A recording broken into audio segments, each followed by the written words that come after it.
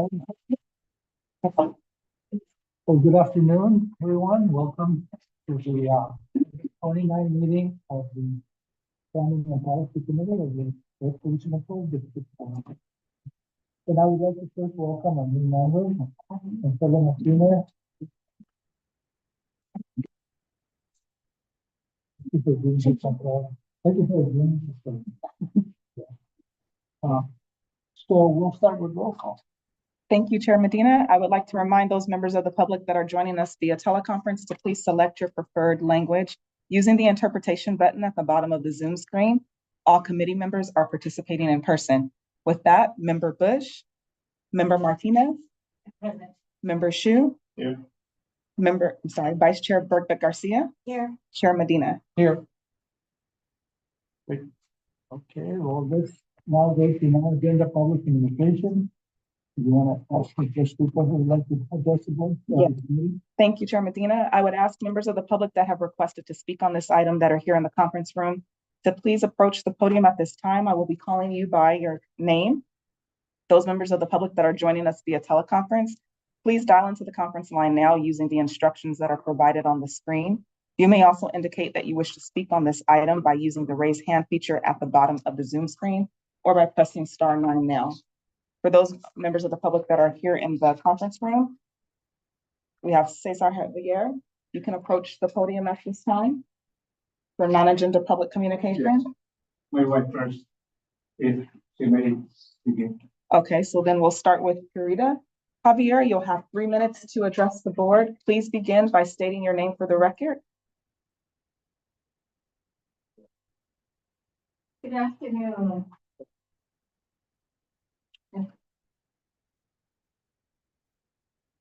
This is the letter from Dear Cesar. Thank you for reaching out to my office regarding your continued concerns over the air quality in your neighborhood and the area next to your residence. We reach out to the city's code enforcement department and the county's air pollution control district who found no violations or either air quality standards or city code. I understand you are interested in pursuing policy changes and invite you to contact our Director of Policy, Brendan Dentino, who can answer any questions about the process of creating city codes. He can be contacted at 619-533-3982 or Denton. If you have any additional concerns that come up, please do not hesitate to contact Ben Mendoza. Sincerely, John Elo Rivera, Council Member, District 9. Erroneous. Mr. Javier, I would ask that you state your name for the record, please, so we can make sure that it's indicated that Mrs. Javier has concluded her comment. It's done. I am the husband, Cesar Javier, a toxicity victim too. And up to now, fearful because we are now required by our respective doctors for COVID injection. And I tell you here, because it's real. Science says it's real. Toxicity coming from ceramic scale. We went house to house, providing again the calendar of 2022, reminding them that COVID has to stop. Listen, be educated, be informed. Vietnamese, Thai, Laos, Chinese. Learn, study, find out, Google it. And they sign, finally, without hesitation. This is not only addressed to the city, but now addressed to our air pollution control district. Help us. There is honesty here. There is some kind of intelligence here. Let's come all together and decide. When are we going to stop this erroneous location, construction, operation of a toxic generating industrial makeshift? No license except the business per $38 annually. And they were able to escape this equalization up by the state. Hey, you have to pay. Hey, you have to do this. Take note. We have laundry cleaning business. We met them outside one time. And what are you up for? Oh, I'm going to pay my fee. What fee? You should pay on my laundry cleaning. How much? 500 a month. That one, emitting toxicity, $38 annually, business tax. And they are free in their own will, in own time, to close their nose while we are sleeping. Yes, this is real report. We have 1,100 victims. Let's do something for us, for them. That was the briefing on the first governing body meeting. 1,100 victims. And one question from our president, Honorable Sue, where did you get the information? Oh, we copied it from the health office. Please name them, locate them as part of this community engagement. Engage to us, engage to our neighbors, and you will see the real thing. Thank you so much for hearing us. We will continue to support.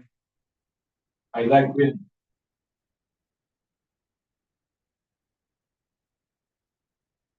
I think that was the time. Very dramatic. Our next speaker is Kathy Ives. Please begin by stating your name for the record. You'll have 3 minutes to address the board. Yes, thank you. My name is Kathy Ives. I am a family member, a family partner of Don't Trash Mission Beach. We are a nonprofit and cleaning out our beaches in Mission Beach. I happen to live in South Mission Beach, and today I'm going to talk about the air pollution in South Mission Beach. In South Mission Beach specifically, due to hurricanes. Okay, so we all know about smoke and the toxins.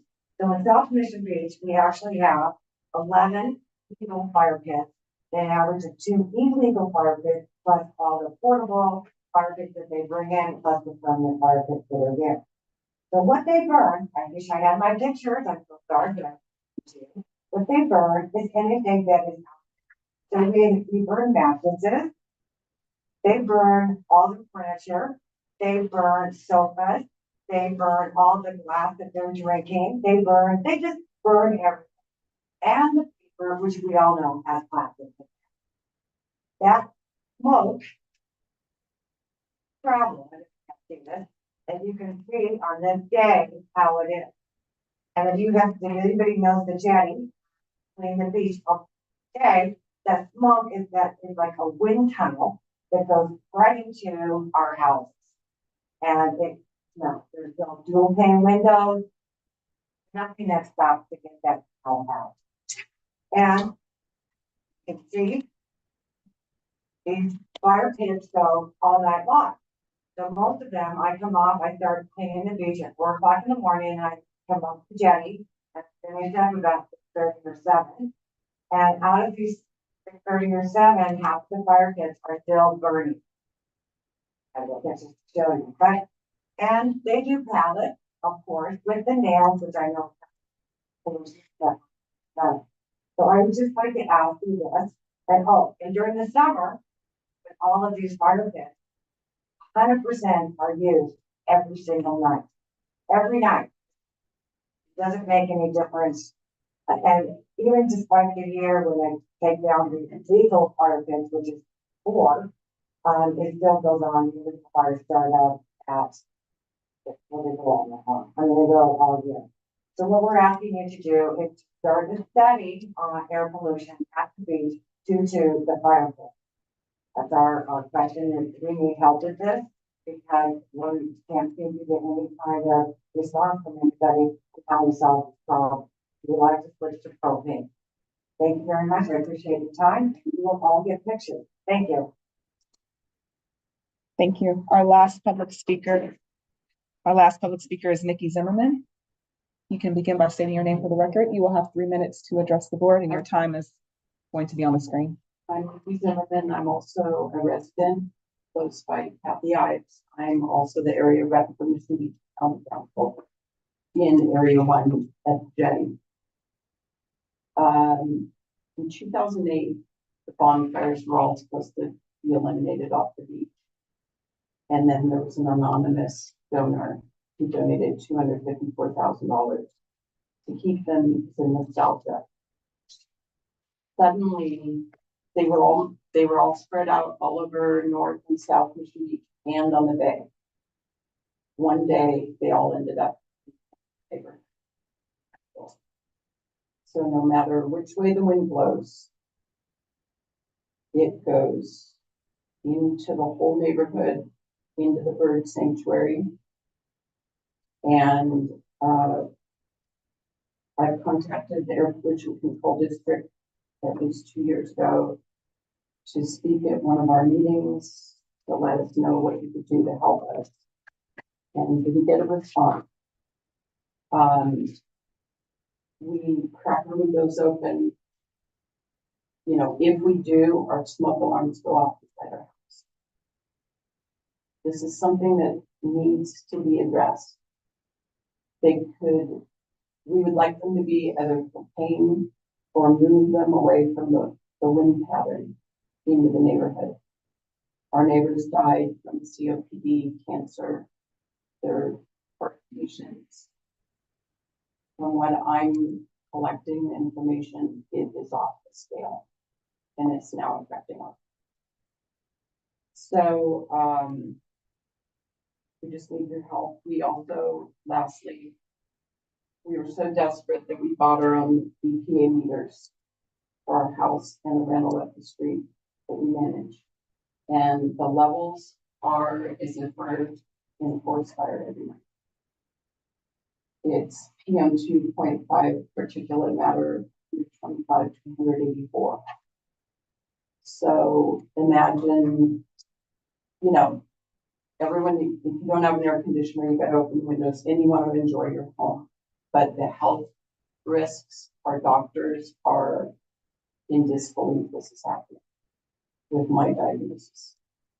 All of my doctors. So we really need your help to figure out a solution. We don't want to take away the amenity because we know people enjoy this, but we cannot find any record of why they were just moved to that corner, the biggest amount on the west side peninsula. There are 5 more of the Belmont Park seasonally, but they're just. And the size of the fires, like Kathy said, we can see it through neighbors' homes. We don't live right on the beach, but they are 20 feet high. People are out of control. I think it's because of the area, so they can hide the dead end parking lot and do that.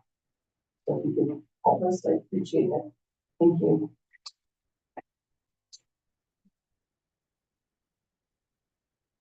Thank you. That concludes non-agenda public comment.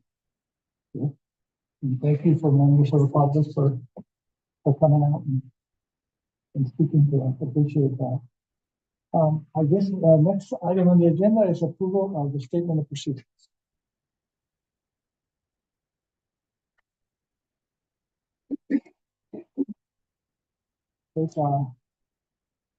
I'll see if there's any comments from my colleagues on the statement of proceedings before we take the motion. A second. And I would ask any members of the public that are joining us via teleconference that wish to address the board on this item to please raise their hand using the raise hand button at the bottom of your Zoom screen or by pressing *9 now. Seeing no hands raised, there are no members of the public wishing to address the board on this item. Okay. Do a show of hands. All those in favor? Oh, I'll abstain since I was. yeah, she, there's a I seconded. thing. Yes, since I wasn't on the committee. Thank you. That motion passes with all board members who are present voting aye and noting for the record that Member Bush is absent. Actually, Martinez. Abstain. And Member Martinez abstained. Yes.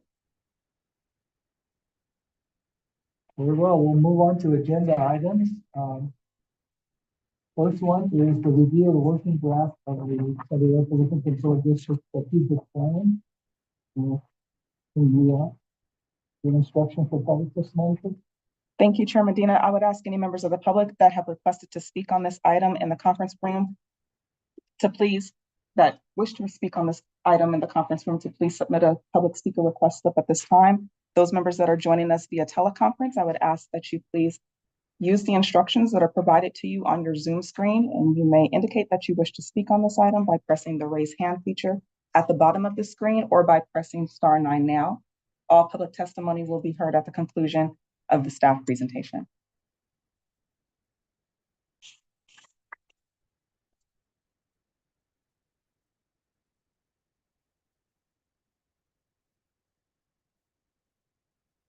Great. I'll jump in. Thank you. We're really pleased to bring forward this working draft of our long-term strategic plan. As you recall, we've been working on this effort for a couple of years. We've had several meetings with this committee and the governing board to develop the strategic plan, as well as done quite a bit of outreach with our stakeholders over the last several months. And so, as I mentioned, this is a working draft of the plan. We intended to come back to this committee relatively early in the process prior to sending it out for graphics and kind of the final prettying up, if you will, before it goes out for public review, with the intent of bringing it to the full board in November of this year. Slide, please. And so this was really a group effort. We had an internal strategic planning team. You'll recall that we did bring this effort in-house about a year ago. And so today presented with me are the deputy director who form the plan, but we also have a much broader strategic planning team that's been working on this. And so today I'm going to be giving you an overview of the strategic plan structure, just kind of how it's laid out. We'll talk a little bit in more detail about the goals and objectives that are incorporated in the plan, and then talk about next steps for bringing it forward and for public review. Next slide. So in terms of the structure, we're going to spend the most time today on the goals and objectives, but I just wanted to give you kind of a high-level overview of how it's laid out. It's in your packet, so you can kind of see the structure, but we do have a executive summary and overview of SDAPCD, so that if folks are just learning about who we are, they can get a whole picture of the agency from this plan. And then we also go into some level of detail about how the plan is developed. And there's an appendix that goes into quite a bit of detail in terms of how, which groups we obtain feedback from in the course of development of the plan.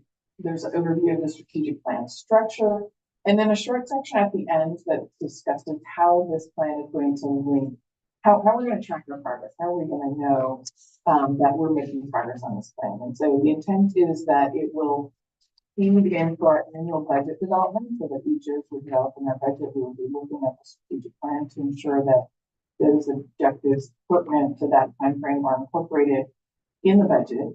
And then second, in order to track our progress, we'll be lining up with our annual air quality report to report back to the public and to the board as to how we're doing in implementing it. And then we have, as I mentioned, these that lay out, one lays out all of our other plans. If you look, we've done a lot of planning as a board and as an agency since the new board took over after AB 423. We summarized those in an appendix because there's already been a lot of work and thinking into what we should be pursuing as an agency. We wanted to reference those and make those easy for folks to find. And so I think as you look at that list, I came away really impressed with the work of our team on all of those different areas. And then, as I mentioned, there's also an appendix that lists all the groups that we reach out to. Next slide, please. So one of the first pages that we have incorporated here is a vision statement. And what we tried to do with that is, this plan is designed to cover the next 5 years. And so what we wanted to do was have a very kind of overall vision statement for the public to be able to say what we would hope to have accomplished by the end of this period at a high level. And so you'll see statements like, we will have achieved the federal ambient air quality standard for ozone, for example, 2008 standard. And we'll be on our way to attaining that 2015 standard. All facilities in the hotspots program will have reduced their health risks below the thresholds in our goal 12, so below those significant risk thresholds. And we will have implemented both of our CERPs. Those are intended to be 5-year plans. And so we just, like I said, wanted to lay this out as a really broad vision statement to give the public a kind of a really high level summary of what they could hope to get out of the plan, what we're hoping to achieve. Next slide, please. And so next, the plan goes into a series of chapters related to our goals and objectives. And so we used our existing goals: air quality, public health, environmental justice and equity, public engagement, transparency, and operational excellence. Those form the foundation of the plan. And what we intended to do was first reflect all the work that we're currently doing in pursuit of those goals, because we didn't want that to get lost as we're looking forward to see what else that we proposing to have. And so you'll see first in those chapters a summary of our existing efforts, and then tables outline what objectives we're additionally going to pursue in order to achieve those broader goals. And with that, I'm going to turn it over to Deputy Director Mike Watt, and he will talk about the first of those goals. Yeah, can you go to the next slide, please? So, as Paul mentioned, air quality is one of the goals that's really at the core of what we do here as an agency. And so we've identified these 5 specific objectives that I won't go into a ton of detail on. Within the plan itself, under each objective, it identifies specific actions that we want to take and a time frame by which we're able to achieve those objectives, as well as various metrics of how we're going to measure our progress. So the first 2, as you can see, are related to expanding our air quality network, both that regional network that we use to determine attainment with the national air quality standards, as well as the localized air quality network that we use as part of our CERP program. So really wanting to continue to grow and expand our data collection efforts there. The next one, number 3, is as a result of the EPA's new particulate matter standard. We're working on developing a plan for steps we can take to reduce PM 2.5. You heard some of our speakers today talking about some of the potential impacts of particulate matter, and so part of that process is going to be a heavy lift, but looking at strategies that we can implement to develop that plan to help us attain that new federal standard. Number 4 there is to look at additional opportunities to expand our relationship with CARB on the enforcement of some of their regulations related to mobile sources of greenhouse gases. As you know, we have one of the most robust enforcement programs in the state when it comes to partnering with CARB on the local enforcement of some of these regulations. So continuing to look for opportunities to expand and grow that program in ways that would help create a positive impact here in the region. And then lastly, continuing to make strides on the 2 federal ozone standards and ensuring that we can come into attainment on the timelines established by EPA are key goals that we have as well. So that's the brief summary of the objectives under air quality. I'm going to turn it over to my colleague, Ryan Luther, who's going to talk about public health. Thank you, Mike. Next slide, please. Public health, another 4 goals that we have. That's what this agency is, public health. So we wanted to continue to establish a strong link between public health and our initiative. So we developed some objectives there to support this vision. So first, we would like to look into our complaint program to identify any gaps and initiatives to continue to public as it relates to the program. We also wanted to implement strategies to reduce toxic emissions that risk. And in addition, we also want to take a look at cumulative health impact. We understand that that's a big focus. We also wanted to expand our affordable in-home air monitoring and purifier program that has been a very successful program. But we also wanted to further quantify the benefits associated with the purifier. So that's something that is really important for us to know about the benefits we want to further quantify. And then we'll continue to provide incentives to our EJ communities that need the most. We're already doing that, but we wanted to continue that. So now we're going to turn to the legal bill. Good afternoon, everybody. It's lovely to be with all of you. I'm going to cover a little bit of information here about the objectives under environment. So some of the input that we received from the different communities was that they wanted to see us turn more of the research to the community and other government agencies. How some development of projects are taking place in the different communities. So how can we support with some of the air quality data that we have to help inform some of the projects, how they would affect the quality of the. Also continuing to integrate environmental justice principles and practices into all of our operations. That's something that we have started to do already, but there's more work for us to be done. So we will continue to do that. And then also incorporate some of the input from the priorities of the different communities into how we may be able to serve them better through our rulemaking process and making sure that they're at the table through those processes. Also establishing a regional working group to advance environmental justice work throughout the region. There's a lot of areas that we touch as an agency, but we don't have direct jurisdiction over them. A lot of it is partner with a number of agencies throughout the region. So making sure that we have a group of all stakeholders that can help move some of those issues forward. And then very key to environmental justice is transparency. So we want to enhance transparency and accessibility of information when it comes to the implementation of the community people in Portside and our international border communities. So those are community members from our agencies as well as speaking what's going on, people projecting and where we can go to deal with work. Next slide, please.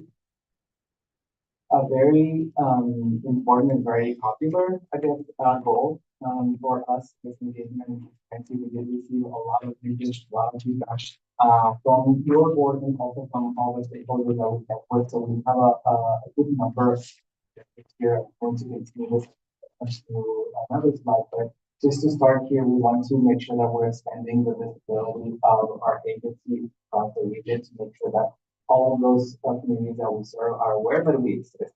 We know how we are serving them and how we can better address their issues. Also increasing communication and partnerships with local government agencies. This goes hand in what I was talking about earlier about making those partnerships, creating those partnerships to make sure that we're addressing air pollution in a comprehensive way.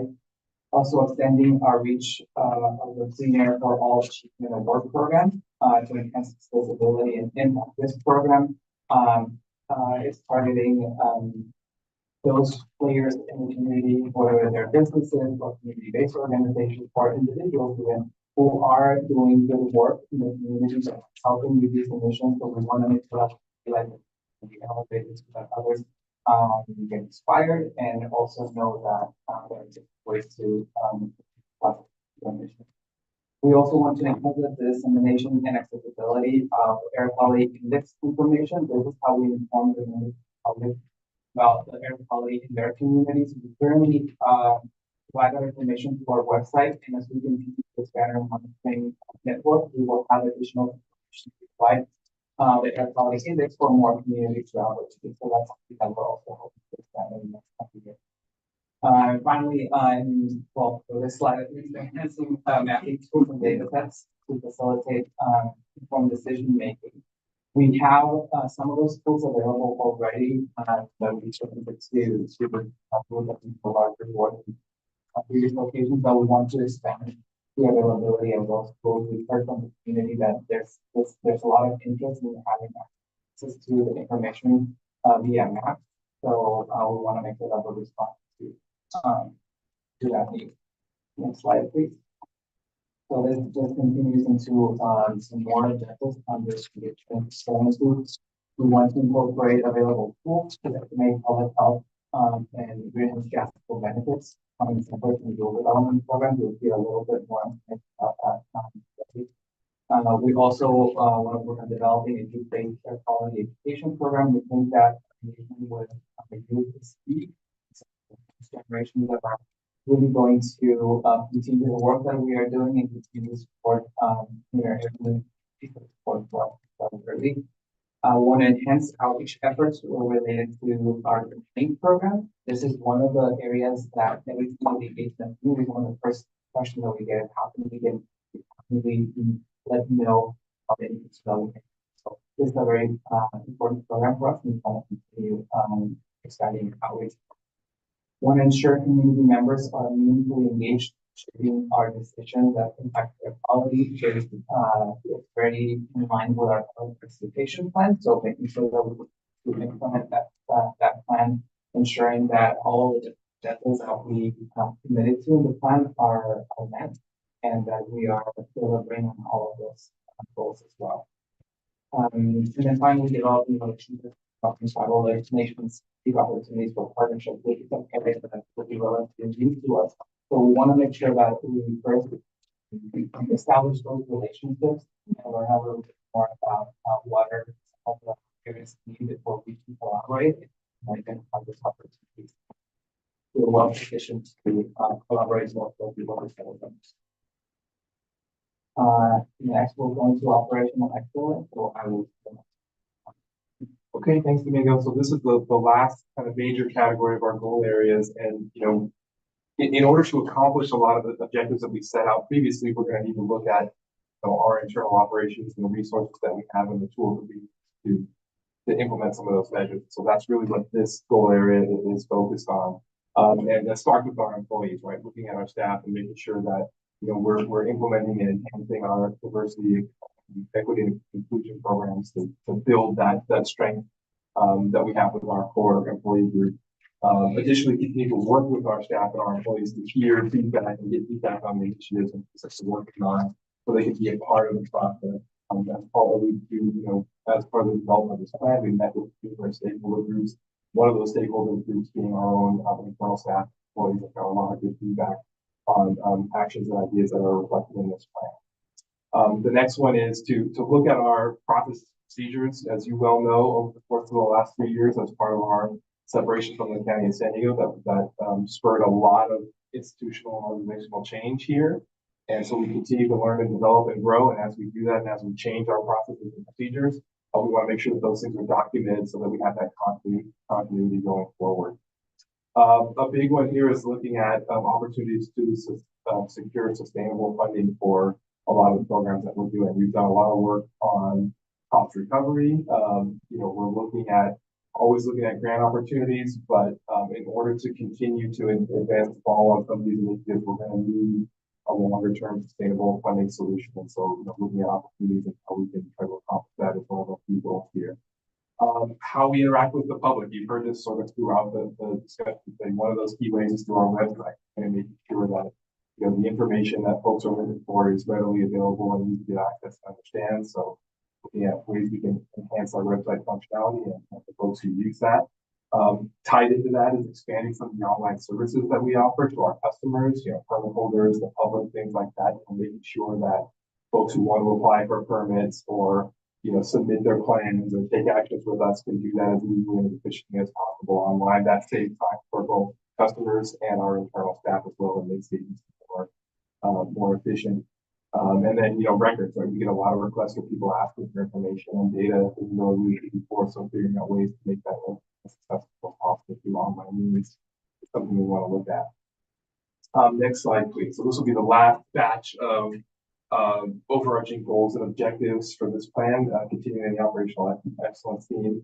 So one of them is looking at our facilities, right? You know, this building is, well, we've been here for almost 20 years. That was building even older than so looking at, you know, ways to either enhance the existing facilities that we have or see if there are opportunities for us to identify alternate work locations that might be a better fit for both us and our customers, and how we can make sure that we're leading by example in terms of the way that we're utilizing the most efficient HVAC systems and things of that nature. Similarly, looking at our core IT functions, you know, we function on a lot of significant data management platforms for, you know, not only our permitting action or our quality data, but our fiscal and financial data and things like that. So just continuing to make sure that we're staying on par and have those resilient systems in place so that we can move the agency forward is a big component. Getting back to our greatest resource on our employees is making sure that we've got the training that staff needs to continue to get in the forefront of you know, providing services we provide, so we can work on growing that team and providing them with the skills that they need to continue to do the great work that they do. Couple of specific goals related to one, our emissions inventory system, looking at ways that we can further enhance that process to improve that interaction with our customers, and also that data availability to folks who are interested in learning more about the emissions from the various sources we regulate. And then lastly, looking at the health risk assessment process, you saw one of our overarching goals was to have you know, all the facilities that are subject to Rule 1210 be under that threshold. And part of that process involves us conducting health risk assessments. And so looking at ways that we can streamline that process, make it as efficient as possible for, you know, those facilities that are subject to that, as well as the residents who are actually. So that's a big summary of all the overarching goals and objectives that we have. Great, thank you all. Okay, so next slide, please. And so you may have noticed we've had a chance to go through the plan, and there's a lot there, and we have a lot of, you know, specific actions, timeframes, metrics.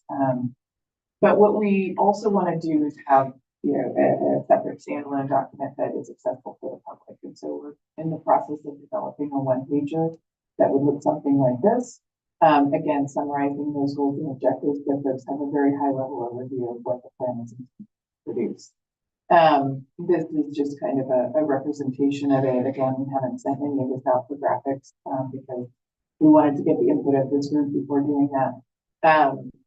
But this is kind of the intent, is that there would be a one-pager that would be separate and standalone from the longer document. And then this could be translated into multiple languages for distribution as well. Okay, next slide, please. And so finally, I just wanted to kind of bring us back to the timeline of where we are in the process, where we're hoping to go.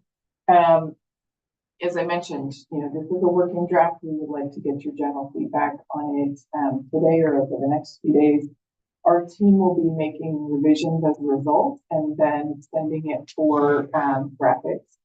And then it would ideally go out for public review in this September-October timeframe.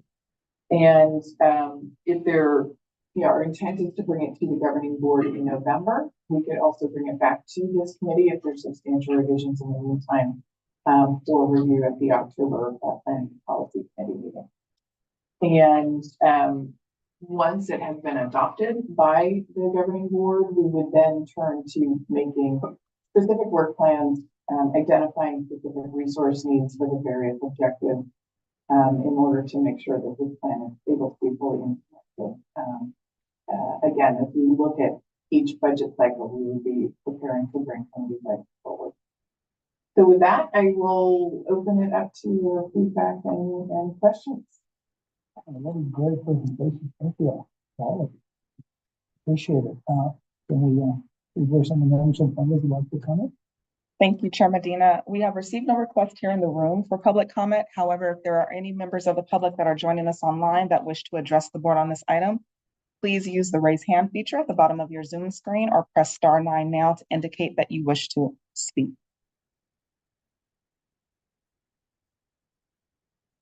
Seeing no hands raised, there are no members of the public wishing to provide public testimony on this item. Okay, well, I'll listen to my colleague, comment. I really, I really like the one page idea and why it's done it. I think it'll look better with the brand. Really like that we have our bullet points that are there, within the slide connecting that QR code. On the corner, is that a link to like the actual more? Yes, Yes. it would link to the full. Perfect. I would like to note for the record that Member Bush has joined the meeting. Thank you for the presentation. It all looks great. I just had a question on the, Domingo, you had talked about the public agency regional working group. Can you just share more like what that looked like? Like the representative city? All right, so as we tackle some of the quality challenges the different communities that we're dealing with, we're already engaging with a lot of those, for those connections for this to give you an example, when we work with the Portside city on we're talking to the force, we're talking to the city of San Diego with and actually at the beginning, etc. And those tend to be the same players that we need to work with on a number of issues.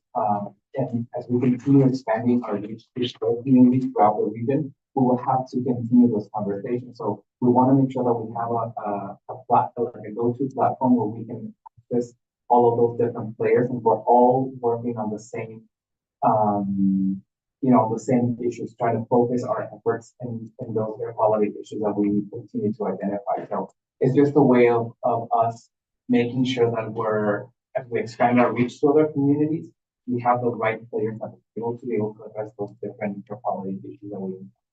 Okay. And I know a lot of our focus has been like, part of Logan, right? So different countries, but of course, so as you expand that, not already included stakeholders and different communities. Yeah. Correct, including those different cities where we will be working. Yeah, and I just want to know, like, if all people are playing, we don't have as many community-based organizations, and so, that might require having to be elected or, things like that, because we don't necessarily have like a lot of community-based communities established like we do, in like Central South San Diego. Very different landscape, like our county. Absolutely, but we will definitely.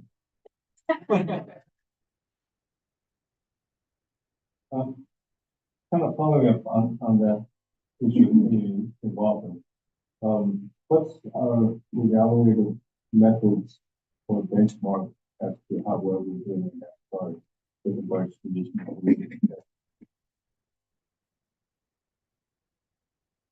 I'm not sure that we have established formal benchmarks for it, but I know that we are already working with a number of community-based organizations. We received, as you all might remember, we received a $1 million grant from the EPA to expand our EJ work throughout the region. And so through that grant, we are starting to work with city of Odor, with Vista, Southeast San Diego, and other communities in our county as well. As a matter of fact, that group has been meeting for over a year now, with the CBOs, and we're getting ready to develop popular education material to start engaging residents and cohorts of residents to those communities. And so we'll learn a little bit more about what opportunities we identify in those communities that we may be able to replicate into other communities forward.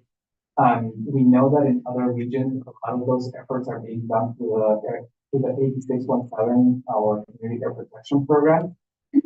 That program has a more formalized process to nominate communities. However, since it is very resource intensive to implement, in all of the air districts across the state, we're looking for additional ways to expand our work, not necessarily within the framework of 8617. And I'm very proud to say that in the work that we're doing with the EJ partnership, with this EA grant, we've actually been highlighted by our model to other districts to continue engaging some of those communities.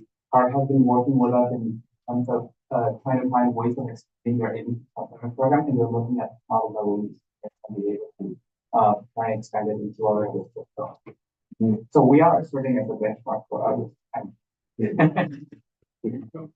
I don't know if the program that you even have federal development of that for how long it was.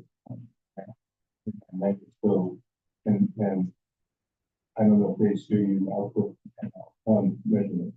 So if that's what we would know of their output, then the number of meetings and who, if I think that demographics then, if you do comment on, for example, location, quantity, location, age, and community.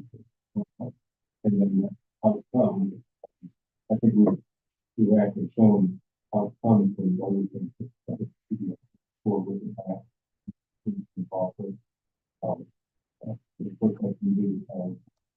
So I think those outcomes actually go forward in the past.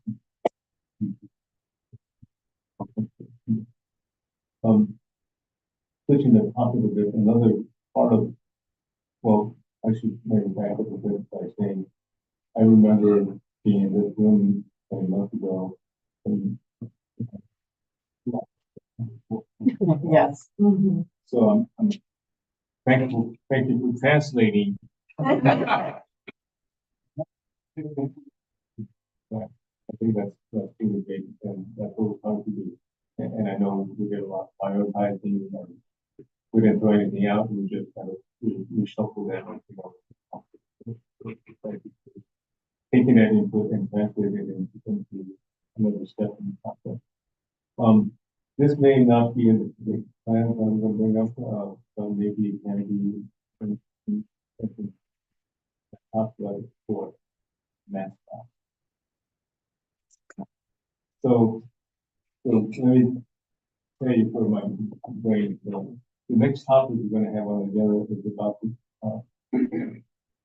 the violations given to those who operate facilities that should have to conclude with the one. And you know, the community within the community.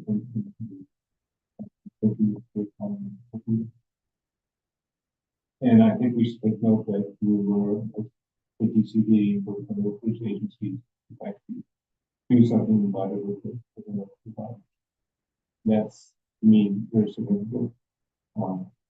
And that may have been for that one.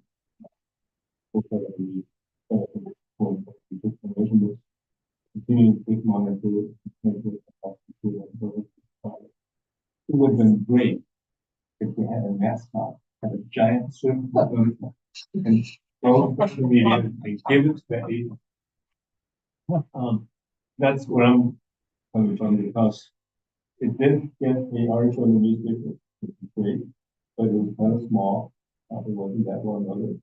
I think if we had a good mascot, all the TV stations picked it up. And that what the International Border and Water Commission, I think would have taken greater note in the community. I think that's where my brain is going.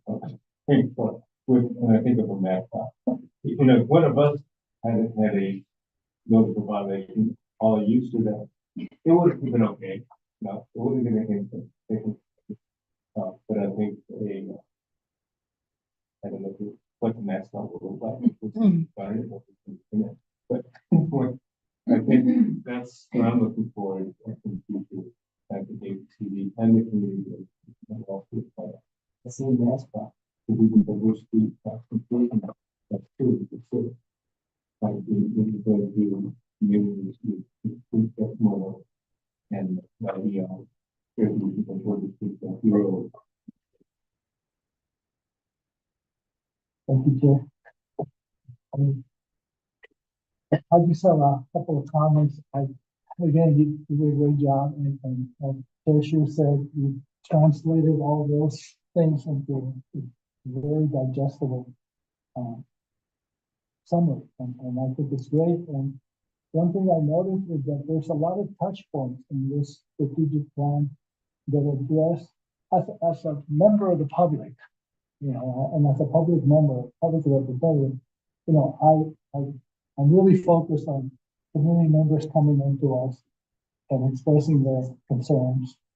And we have a lot of touch points for how we address it. There's engagement, there's measuring our pollution, there's also interacting with other agencies. That's probably a multi-jurisdictional issue that they're doing. And so I really like that. I've been talking to Paula about some other issues that we can kind of dovetail into our mapping. Again, one thing that I didn't see here, but I'm sure it's there, is how do we interact with agencies in cases of emergencies? We have the Navy fire, we've had other wildfire things that come up. We have the situation in the border that has raised a lot of concerns. I mean, you could see the 12 bonfires at the beach. That's those are episodic things. And so that interaction that we have with those agencies, how do we address it and what are role? That's in there. And so I really like that.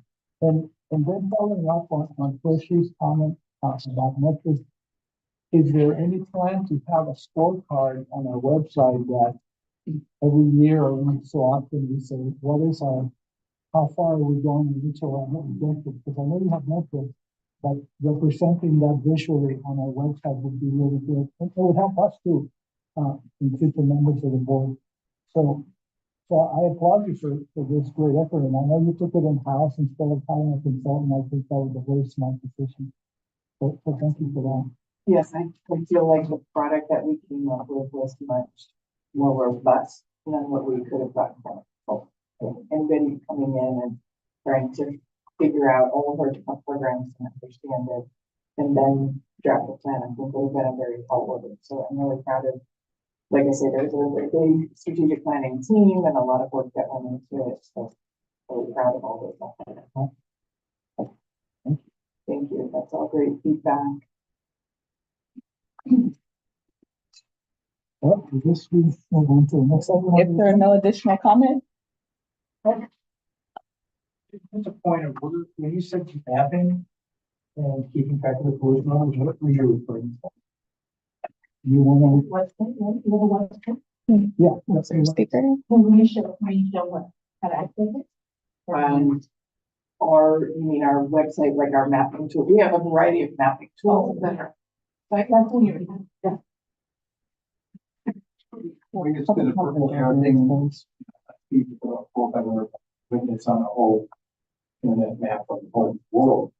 Yeah, we do link to that, but we also have other databases and other information that's mapped. So for example, we have a complaint mapping tool that shows where all the public complaints may be coming from. The hotspots, air toxic hotspots mapping tool that refers to that specific program that looks at air toxic spring stationary sources of pollution. So there's a variety of them that are on our website. Just for our little fire, and we've had some disagreements on where are they stationary, hotspots, are they exempt, are they within the open, however. So I don't know if you guys can make determination or in your description, but Yeah, exactly. Since the public comment period is over, what we'll do, no, that's okay. What we'll have staff get with you and assist you with that. Thank you. Thank you for doing it. Yes, sir. No, I just feel like that was great, and yeah, I just wanted to make sure that information was given to the member of the public that we have.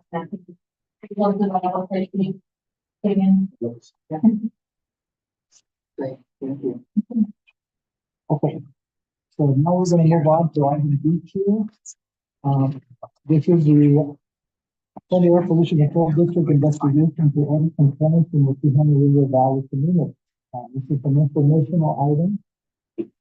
And can you give instructions, please? Thank you. Thank you, Chair Medina. I would ask those members of the public that are joining us via teleconference to please dial into the conference line now using the instructions provided on the screen. You may also indicate that you wish to speak on this item by using the raise hand feature at the bottom of the Zoom screen or by pressing *9 now. All public testimony will be heard at the conclusion of the staff presentation. I would also remind all presenters in the room that there are no mics in the room, and those that are joining us online are having a little hard time hearing us, so make sure that you speak loudly. Very well, so I'll have the Director Maya Ruther give us the presentation. Thank you, Chair Medina. Good afternoon. Those of you that don't know me, my name is Odor. So, we go through here the district, overseeing what we do here. I'm here today with my colleagues to go over that with the Chief of the Compliance Division and David Solomon, who is the Chief of our Monitoring and Technical Service. We are here today to provide an update on our investigation regarding odors that we significantly impacted several communities around the TJ River. Really appreciate you being here today and share this update with you. If we can go to the next slide, please. So this investigation that we're talking about here today, it started around July 19th. When we started receiving odor complaints from various communities. We are now at, we received over 1,000 odor complaints from those communities. And this slide shows you some of the concerns that were reported to us. I think what we wanted to highlight here is how unacceptable this situation is. Nobody should be exposed to this. In these circumstances, the odors are very, very strong and they're certainly negatively impacting our communities. We know that under this board leadership, we have your full support to do everything within our authority to assist with this issue, and we really appreciate that. We can go to the next slide, please. I just wanted to show, this is one of our mapping tools, sir. So this is our complaint mapping tool that is on our website. That's just a snapshot of the barcode on the top. That's the link. But most of the complaints that you see there are associated with odor complaints from communities around the TJ River. On the bottom here of this graph, you can see the two bars that represent the complaints that we received in the last 2 months. So lots of complaints there. And I also wanted to highlight our response time and acknowledge our hearing staff. Really grateful to have them. I'm really impressed by their dedication and commitment during this investigation. They're in those communities at 2 o'clock in the morning because we are documenting a lot of overnight. So very grateful for them. I just want to acknowledge that. Can you go to the next slide, please? Okay, so I just wanted to really quickly go over the equipment that is operated by the International Wastewater, the International Boundary and Water Commission, or IWC, and its contractor, Veolia. So they operate the South Bay International Wastewater Treatment Plant, which is right by the border, and also the associated infrastructure with that. IBWC, for those of you that don't know, they are part of the federal government, and they own and operate this plant that you see on the slide, as well as pump stations that are shown on the map, and collectors, which I'm going to explain what that is in a minute. So this map, you can see that right at the border, you can see 2 collectors, Gold Canyon Collector and Smuggler Gulch Collector. These collectors are very important because they capture and divert dry weather transboundary flows occurring in the canyon. Dry weather means that there's no precipitation for the preceding 72 hours. And transboundary flow means essentially untreated sewage that is coming in. So these collectors and pump stations, they have a very important role because they are supposed to direct all these untreated flow to the wastewater treatment plant for treatment. So it's really important to have them functional. However, right now, they are not operating, you're not functioning. So right after we started getting those complaints, we documented that Hollister pump station stopped operating around mid-June. The main issue that's there is lack of maintenance. The equipment is not fully maintained, and so they had to shut down. And then as a result, the Gold Canyon station, pump station, also had to shut down because Gold Canyon sand flow to the Hollister pump station. So because Hollister is not working, Gold Canyon had to shut down. The problem is that we're still receiving these flows through the canyon collector. So now these flows are now being treated, which is impacting our communities. Next slide, please. We just wanted to talk a little bit. This is a copy of a slide that was provided by IBWC. And what we want to show there is that there are two wastewater treatment plants, one on US side and one in Mexico side. So the treatment plant in US is supposed to, right now it's only operating at 19 million gallons per day. And the one in Mexico is at 18 million gallons per day. So we have about 47 million gallons per day going into the river, which is a lot, as you can see. The blue box below is showing you that if those plants were functional at their maximum capacity, we would only have 9 million gallons per day going to the river, which is obviously not ideal because nothing should be going to the river, but there's a big difference between 47 and 9, right? So just wanted to show that so that you can have an idea of, you know, some of the complexity related to this problem. Next slide, please. So what is what we've done? So we've issued two notifications, one for IBWC and another one for their contractors. And we issued the notice of violations alleged public nuisance. That was a result of our documentation of all these strong odors that we are documenting and that have been still negatively impacting various communities. So that's a violation of District Rule 51 as well as state law. So this is still an ongoing investigation, but what we've determined is that this problem is primarily due to outdated infrastructure and lack of maintenance. That's the biggest issue.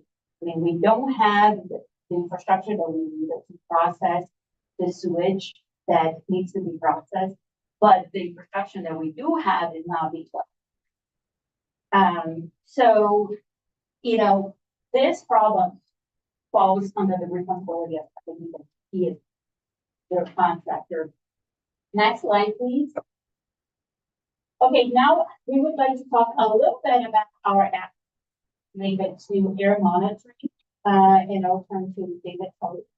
Thank you, Marty. So this map here shows the sampling locations that our monitoring division has deployed or will deploy in case of one there in SDAPCD. Our hydrogen sulfide air quality sensors on network. We initially deployed them at the site level SAY, which stands for San Ysidro. That's on our San Diego Fire Station number 29. We have a monitoring station there. We deployed 6 sensors there for almost a year. I think we've been about 10 months there. And in the last couple of weeks, we've been able to, actually in the last couple of days, we've been able to deploy some of those sensors elsewhere in the community. That EP stands for Imperial Beach here. The TJC, that's the County of San Diego, Tijuana River Campground. And then ITP is the actual international treatment itself. And then ICF is the Imperial Beach City Hall / fire station, right? If we go on to the next slide, this slide here is a picture of the sensor itself. It's kind of that white trapezoid box kind of on the left-hand side of that. The picture there. Up on the top part of that is our weather vane that measures wind speed, wind direction, temperature, and pressure. And then you have a solar panel there that powers it. It's fairly portable. Sensor itself measures hydrogen sulfide, which is the primary pollutant that is causing the odors from the sewage spill.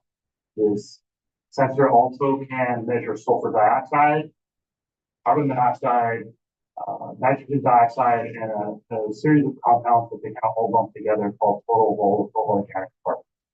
If we go to the next slide, we'll look at what the data shows. It's a busy slide. We're obviously going to spend some time on this. The first thing I want to talk about is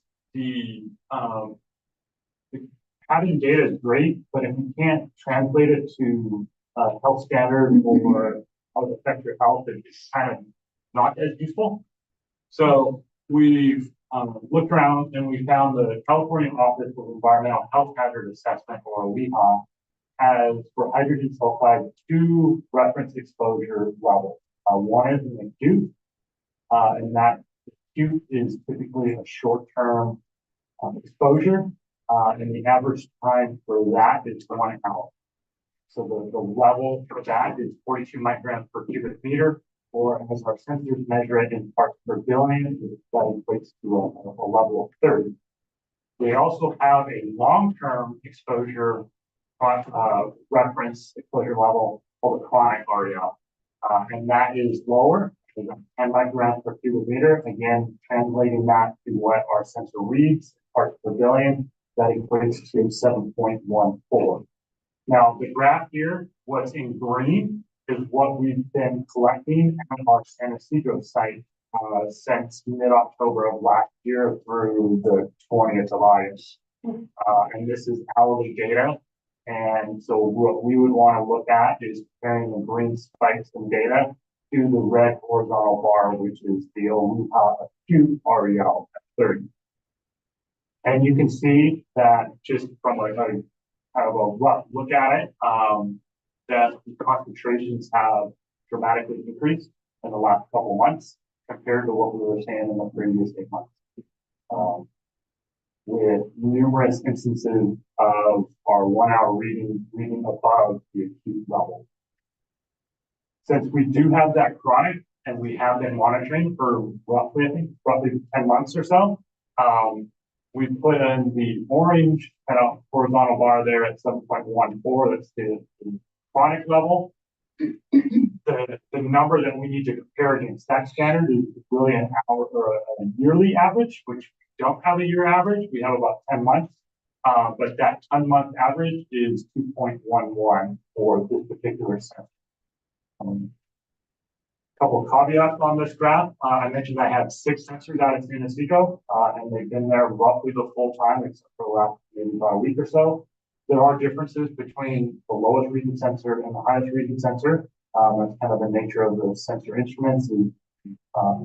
There's not as accurate as say what we typically operate for, like PM 2.5 or Odor. So the range of, so if you look at the highest sensor reading instrument, that's what's on this graph. If you look at the lowest one, those are lower. If we look at the number of times that this particular sensor here exceeded our the 30, it was 17 times the last year. If we look at another sensor, one particular sensor, the lowest reading sensor, didn't that 30 at all. So, and then there's ones that are in some. So one of the things that we need to look at is how accurate is the data that we're looking at. We don't know if it should be higher or lower than what is on the slide. We are working on deploying a more expensive, more reliable instrumentation that can be challenged with gas cylinders, can be calibrated, drift. We can challenge this on a daily basis if we choose to. That would give us more confidence in the actual numbers themselves. That should be going out hopefully soon, and that will allow us to kind of come up with a correction factor or a scalable factor to these sensors that are more deployed throughout the field.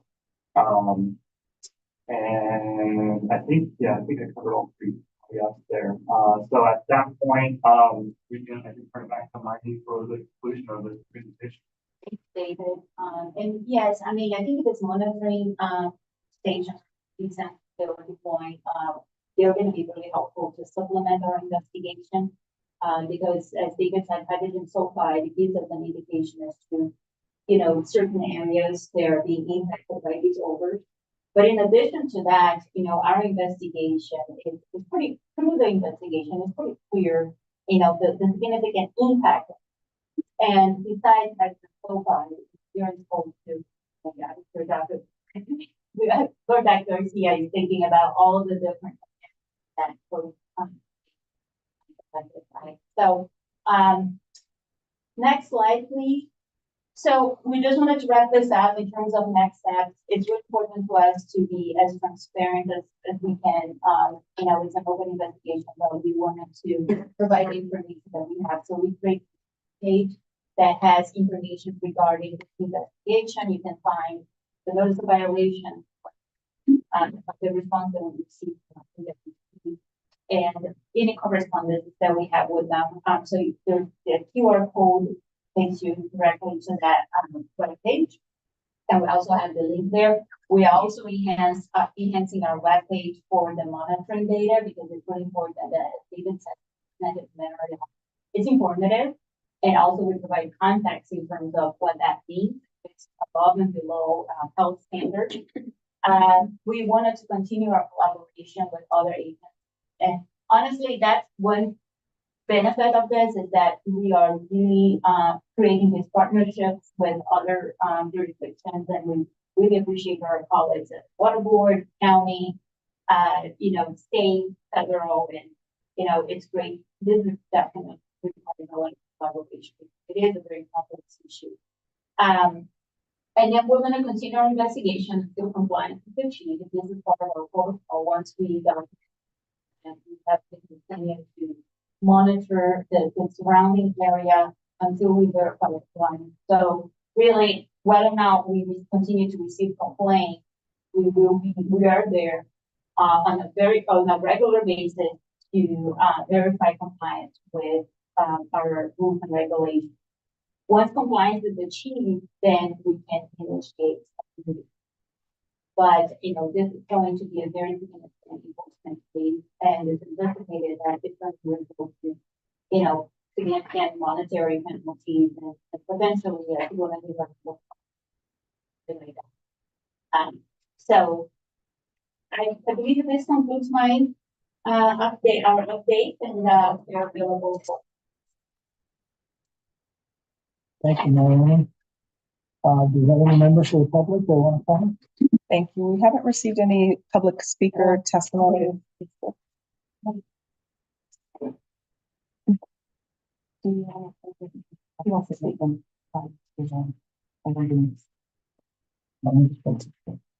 Yeah.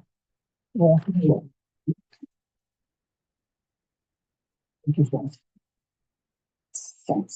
So we have received one public speaker request here in the room. I'd also like to check with those members of the public that are joining us via teleconference. If you wish to address the board on this item, please indicate so that by pushing the raise hand button at the bottom of your Zoom screen or by pressing *9 now.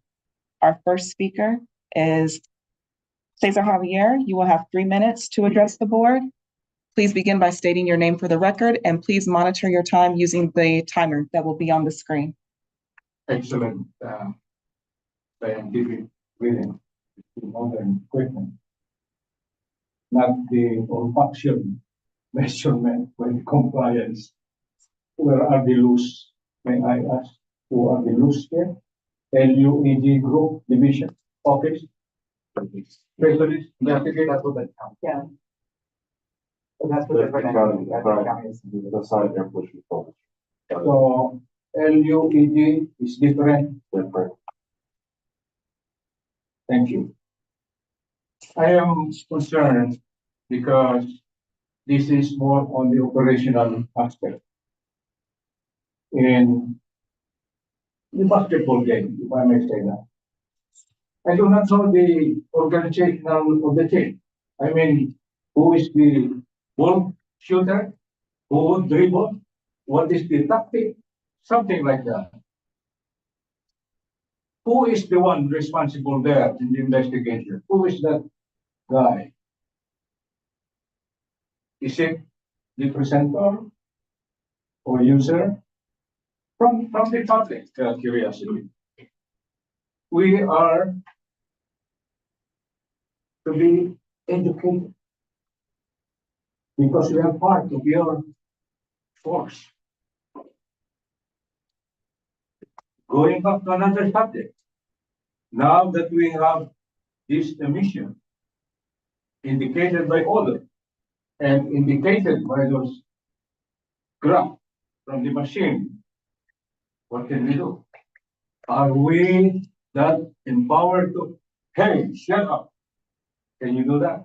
Just like the Santa who has the authority for eminent domain? What power do we have?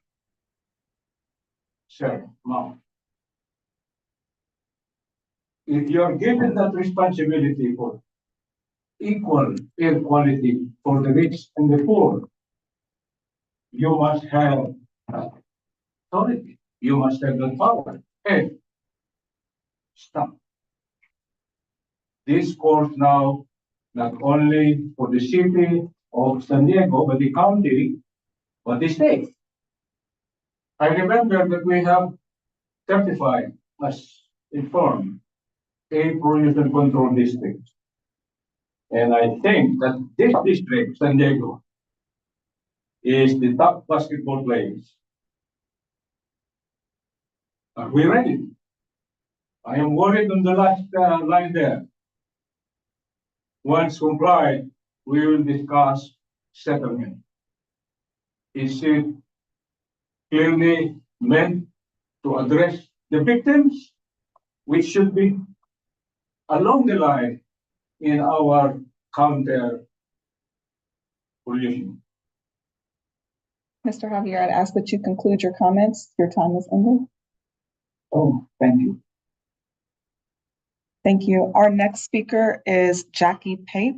I'd ask that you please unmute yourself at this time. You will have 3 minutes to address the board. Please begin by stating your name for the record and self-monitor your time using the screen.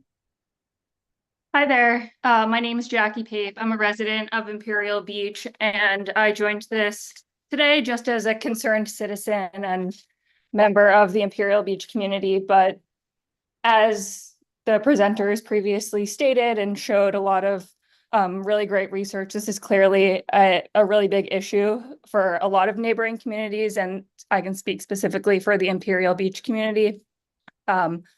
I've joined many public discourses, online chats, Surfrider communications. There's a lot of different things that are floating around in ways that the community can get activated around this. But again, to that point, it's a bit confusing as to how we can move forward and how we can make a difference. Obviously, you guys are doing some great work in terms of research and trying to identify what the problem is specifically, but I think the larger question and what the previous citizen just spoke about is what can we do and how can we activate you guys and any other entities to try to get this resolved.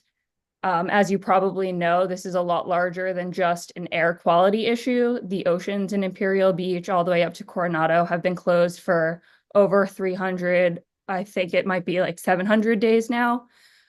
So this is a really big concern, not only to citizens. We have military members that are in these communities and that operate in the waters.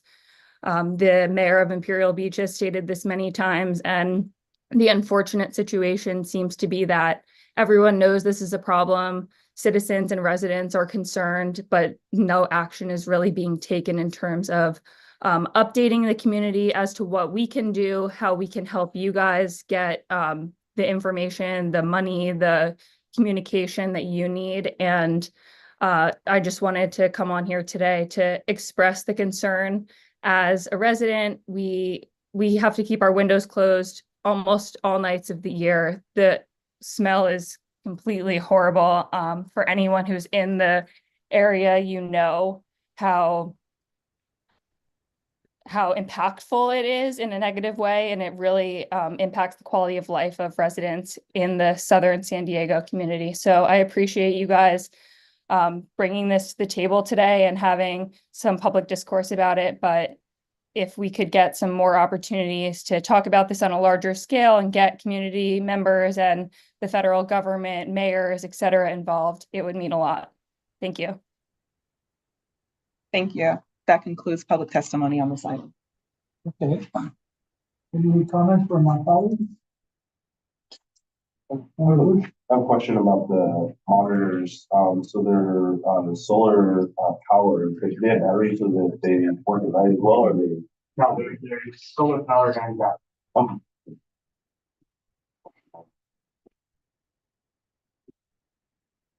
Yeah, I have a question about, so I know that recently I read an article about the county issuing air purifiers. Is it around this issue specifically, do you know? It's So these communities that are being impacted, is it tied to this? correct. It's tied to our actually, I think, agency, but to the issue in general. Right, Trying to that's been going on for a long time. And then, so I guess like I'm on the webpage now, and you know, I can understand the frustration of the, I'm just like looking, like hearing about it, knowing about it, and it's just like, I can't even imagine, like, I have did it a few times, and I'm just like, oh my God, like I smell it, and I see the signs everywhere, and I've only gone like a couple of times in the last, you know, few years, so I can't even imagine like what it would be like to like live there every single day and have to deal with that. So it's just infuriating. So I guess like, for example, this website, you know, was updated 9 days ago. It doesn't really like say like what can be done, what's the next step, what's the timeline, like something, you know. And I would just say as a, you know, if I was a resident, I would be like, well, what do I do? You know, and like what's the next step? You know, what's the plan? And then also if there's any way that we can influence the county, you know, I can, you know, reach out to supervisors, but also hearing that, you know, there's limited number of purifiers. The way that they're being distributed is through a lottery system, not necessarily those who are having the worst impacts of this. So I just wanted to say that because I read about it, I hear about it, infuriating, and yeah, like it feels overwhelming and like helpless, you know. So what can be done in the meantime to the investigation? What tools do we have? Opportunities for funding to get purifiers to more people. I mean, I don't know. I'm kind of, you know, I'm not as close to the, you know, I live in North County, but it's just reading about it and hearing about it. It does feel frustrating. What do we do? Have to do, right? It is a very difficult situation. Honestly, it's incredible. When I went there, you know, I shared the same thoughts that you conveyed here because it's really. So I think the first step, we heard a few weeks ago that you know, IDWC has a project that has been awarded, so they receive a lot of funding to rehabilitate the plant as well as expand the plant. So, but obviously that's going to take some time. In the short term, what we really want them to do is to fix the pump station because that's going to help the issue. And so what they told us is that it should be, the repair should be completed next month in September. And so that's going to be a step in the right direction. And the fact that, you know, the contract has been awarded, that's also a step in the right direction because at least there's a solid plan in moving forward with all the repairs that need to be done. And so, you know, I think that it's important for the, you know, for us to, you know, keep the lines of communication open with the public. It is an open investigation, so you know, there's some information that we cannot share, but at the same time, you know, as I said before, we wanted to provide all the data that we have so that, you know, the public knows, you know, have all these specifics regarding our investigation. So, if I can add just to your earlier point about, you know, resources available for community members, and specifically about the purifiers, we were actually notified that EPA to be will be receiving some resources to help support those efforts of providing purifiers to communities. So we're trying to identify the best ways for us to make sure that we make that resource available for the community, whether it's partnering with other organizations or looking at different alternatives. So that's one thing. Very early in the process, we were just notified literally today. And then the other thing that I wanted to highlight is to your point about information and the caller's point about learning about next steps or what folks can do. We engage on a monthly basis with the International Border Community Steering Committee. Those are public meetings that everybody can attend in the International Border Community. We have more information on our website regarding what we we present updates from this issue. As a matter of fact, we are hoping that IEO will so that's one way to get more information. And another thing that we're doing is we're working internally on drafting a resource that we can provide to the community that summarizes the issue, that summarizes our involvement, that also identifies potential steps that we can for the solution for this problem. When these meetings are held monthly, where are they held? I'm assuming they're in anyone's welcome. They are, it's a combination. So we meet once a quarter in person, and then the rest of the months they're all virtual. Okay, so the one in September where you're inviting, that is virtual. Oh, that's virtual. It's virtual. Would that be shared on that website? We can certainly put it on it's on our website on a different yeah, but I'm just saying that people are specifically, tapping into that issue. I think it would be good. One thing that I also think is I think and this is a community organizer me. I think sometimes, like you're getting these 1,000 complaints, right? But it's like they're not getting those 1,000 complaints, So I think it's important for like when they show up this meeting that they hear from the public directly. You know what I'm saying? And so like it's for us, like it's a sense of urgency because we're receiving those 1,000. I'm not on myself. And I feel like let's put some, pressure on them and let them hear from the public. This is a phase, this is what we're dealing with, this is under investigation, right? So I would say like that information should be public and that they should hear directly from the public. They need to. Absolutely. If it is public information, we'll make sure to make it even more accessible on what folks know that's an opportunity. Thank you. I appreciate all your efforts. Thank you. I want to first take note of my first comment, which is at 2:00 in the morning, employees of ABCD respond and go through something. Normally, when I saw something bad, I drive out to the direction. So I think we should take note that we have employees that work towards the problem, do their job, and to give us more data. And sometimes we think only police and the firemen do that, but I'm not thinking about the public buildings that do some of the kind of work, which is important. And at this point, we're collecting data that is hopefully useful for some faster resolution to this problem, which is an actual problem, which frankly was underfunded by the federal government and may continue to be underfunded by the state when it says it is going to address this issue. So this agency, the International Water Commission, and their contractors are the ones that were given the violation. They're the ones that violated one of our rules, and continue to do so. So that is where we need to do. But there are others that can be more helpful in this process that have more resources that have not acted. And I'm wondering if the data that we're collecting can be helpful for our efforts to convey to the governor to declare an emergency if he has not, if he did so far. So I think the chart that we showed is very important to show how many times we have exceeded the threshold that we should have actually. I think that data is very important and maybe helpful. And it may be that either our data can be made available or we need to make a translation of that data in the form of a letter of report to those who are advocating for declaration for the government office, as well as to federal agencies that could be more helpful. So maybe we can use or the regulations. I think that's how we can be very effective. ABCD can be very besides those violations.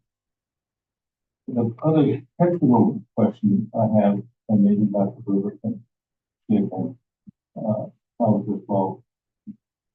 We know from a former board meeting fact, and because we have a position out for it, we know sulfur can be damaging to your lungs, can cause long acting death. So when we have chronic periods in which they're exceeding these levels, what is the damage? How much damage has already occurred within the population to get to degree with the sulfur? I don't know, that may be modeling work, more planning work, or the data work, but I think we may be able to quantify some of that situation to help us advocate for a faster response from the federal agencies and maybe the economy itself. Ultimately, just like in other disasters, perhaps when it does exceed those levels and we know it's continuing, and that more factors to the economy needs to provide relocation for that. I really think that when we do something like putting in a filter, that's not good. That means we're imprisoning people inside their homes. I'm in outdoor recreation. We know the consequences of imprisoning people inside. And to do that day after day after day, it's not good. It's not good for their health. It's not good for social well-being. It's not good for their physical health. We may be giving them clean air to breathe, but we're giving them a living condition that's not good. So I think to me that's a poor answer to trying to resolve this issue. It may be improving physical air quality, but it's not improving the social living space that all of us humans need. So I think that is something. First, I think it's important to note that. I know quite often mitigation when we have other air pollution issues. This is planning research. I know years ago I said, "Oh, we'll mitigate. We'll give you air pollution." That's not right. We need to stop the pollution. I think that's for ABCD. That should be our goal. Clean air for all. That means what? Air clean. We don't want to filter if we want to stop polluting air. I think that should be our goal. And not accept filtration as a simple way. It may be the immediate answer, that's fine. We can take more focus there in the community. But that's not our ultimate goal. I hope that's also making some of people forward. But I don't know if there's an answer to the question of what happens when you exceed those thresholds, both at the acute and chronic level. The chronic level is good.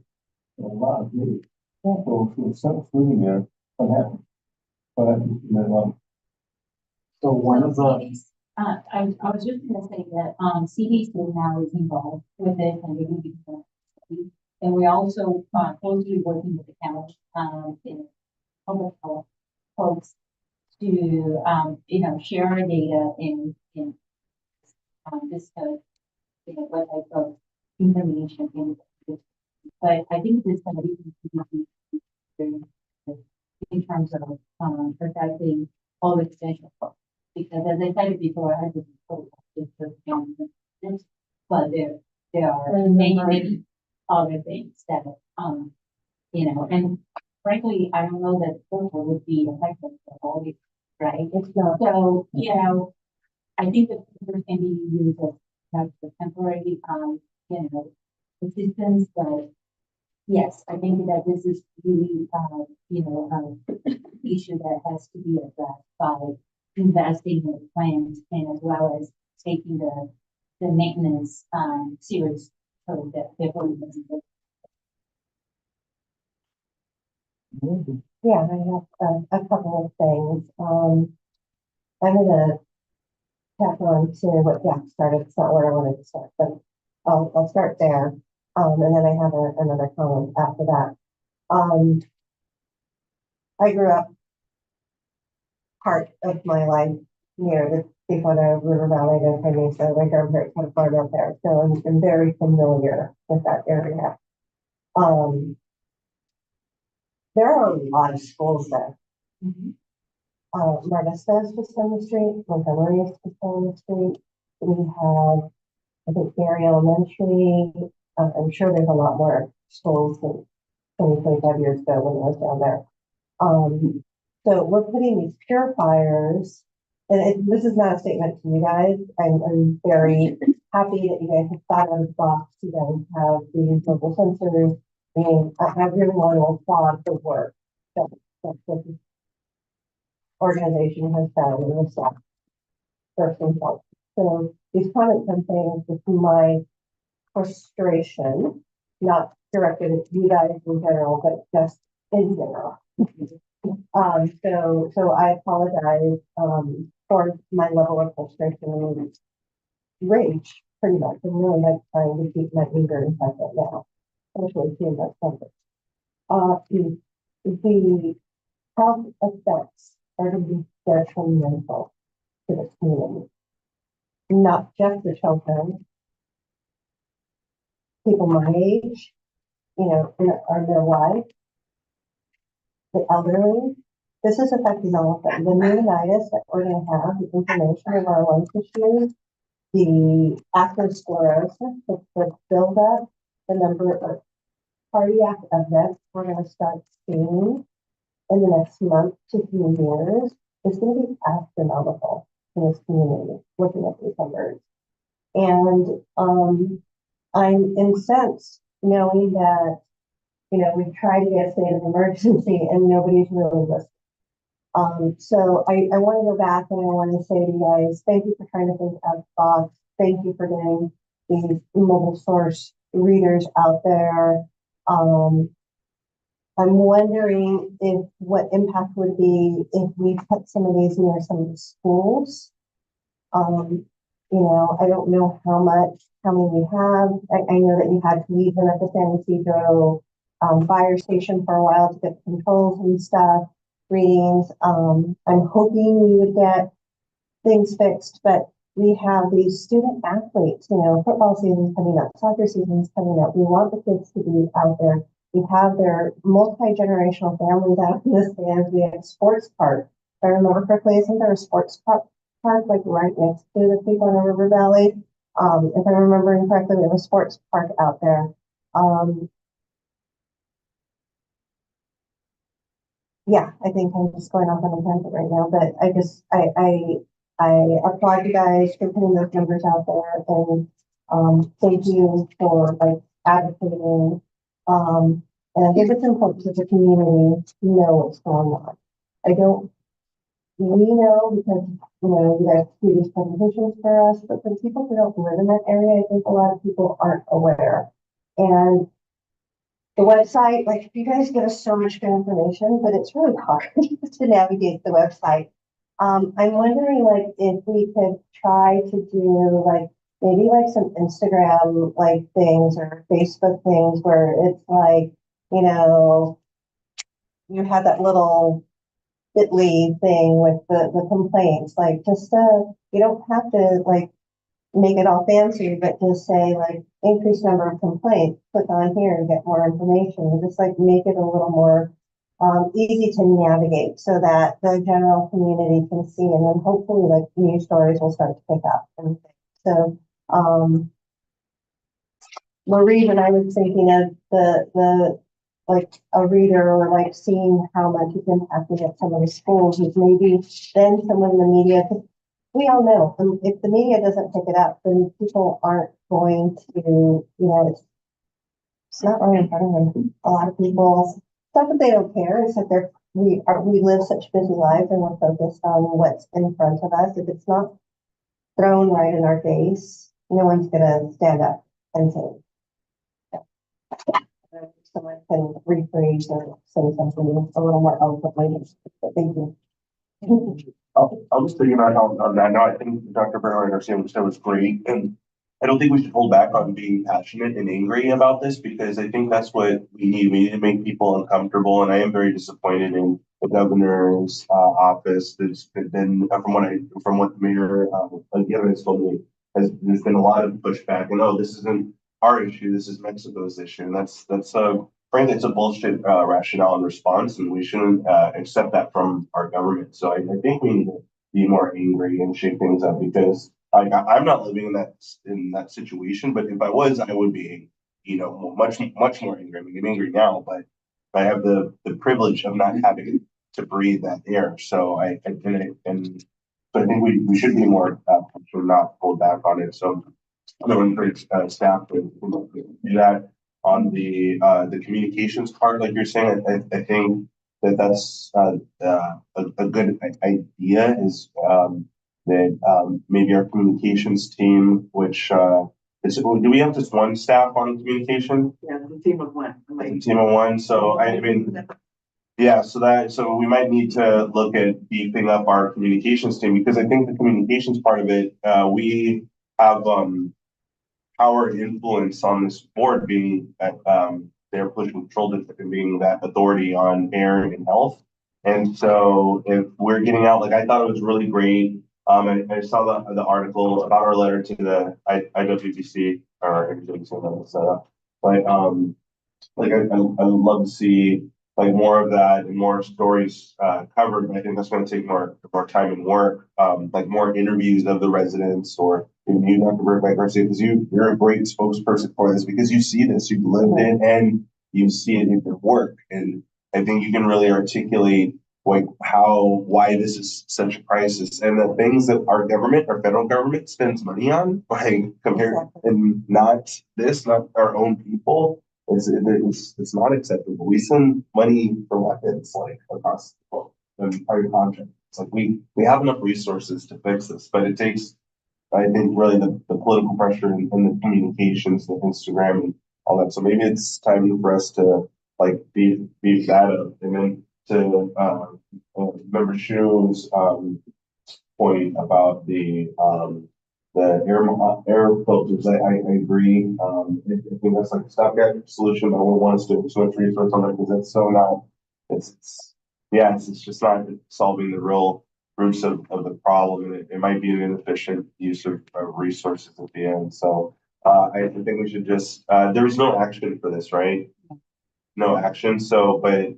I would recommend though that we beef up the communications part of it, not do as much as the monitors to me are more important than the filters, because the monitors are the data that we can show to CDC and the other agencies. Hey, this is really a crisis. But I'm really happy that CDC they weren't involved before. Is that right?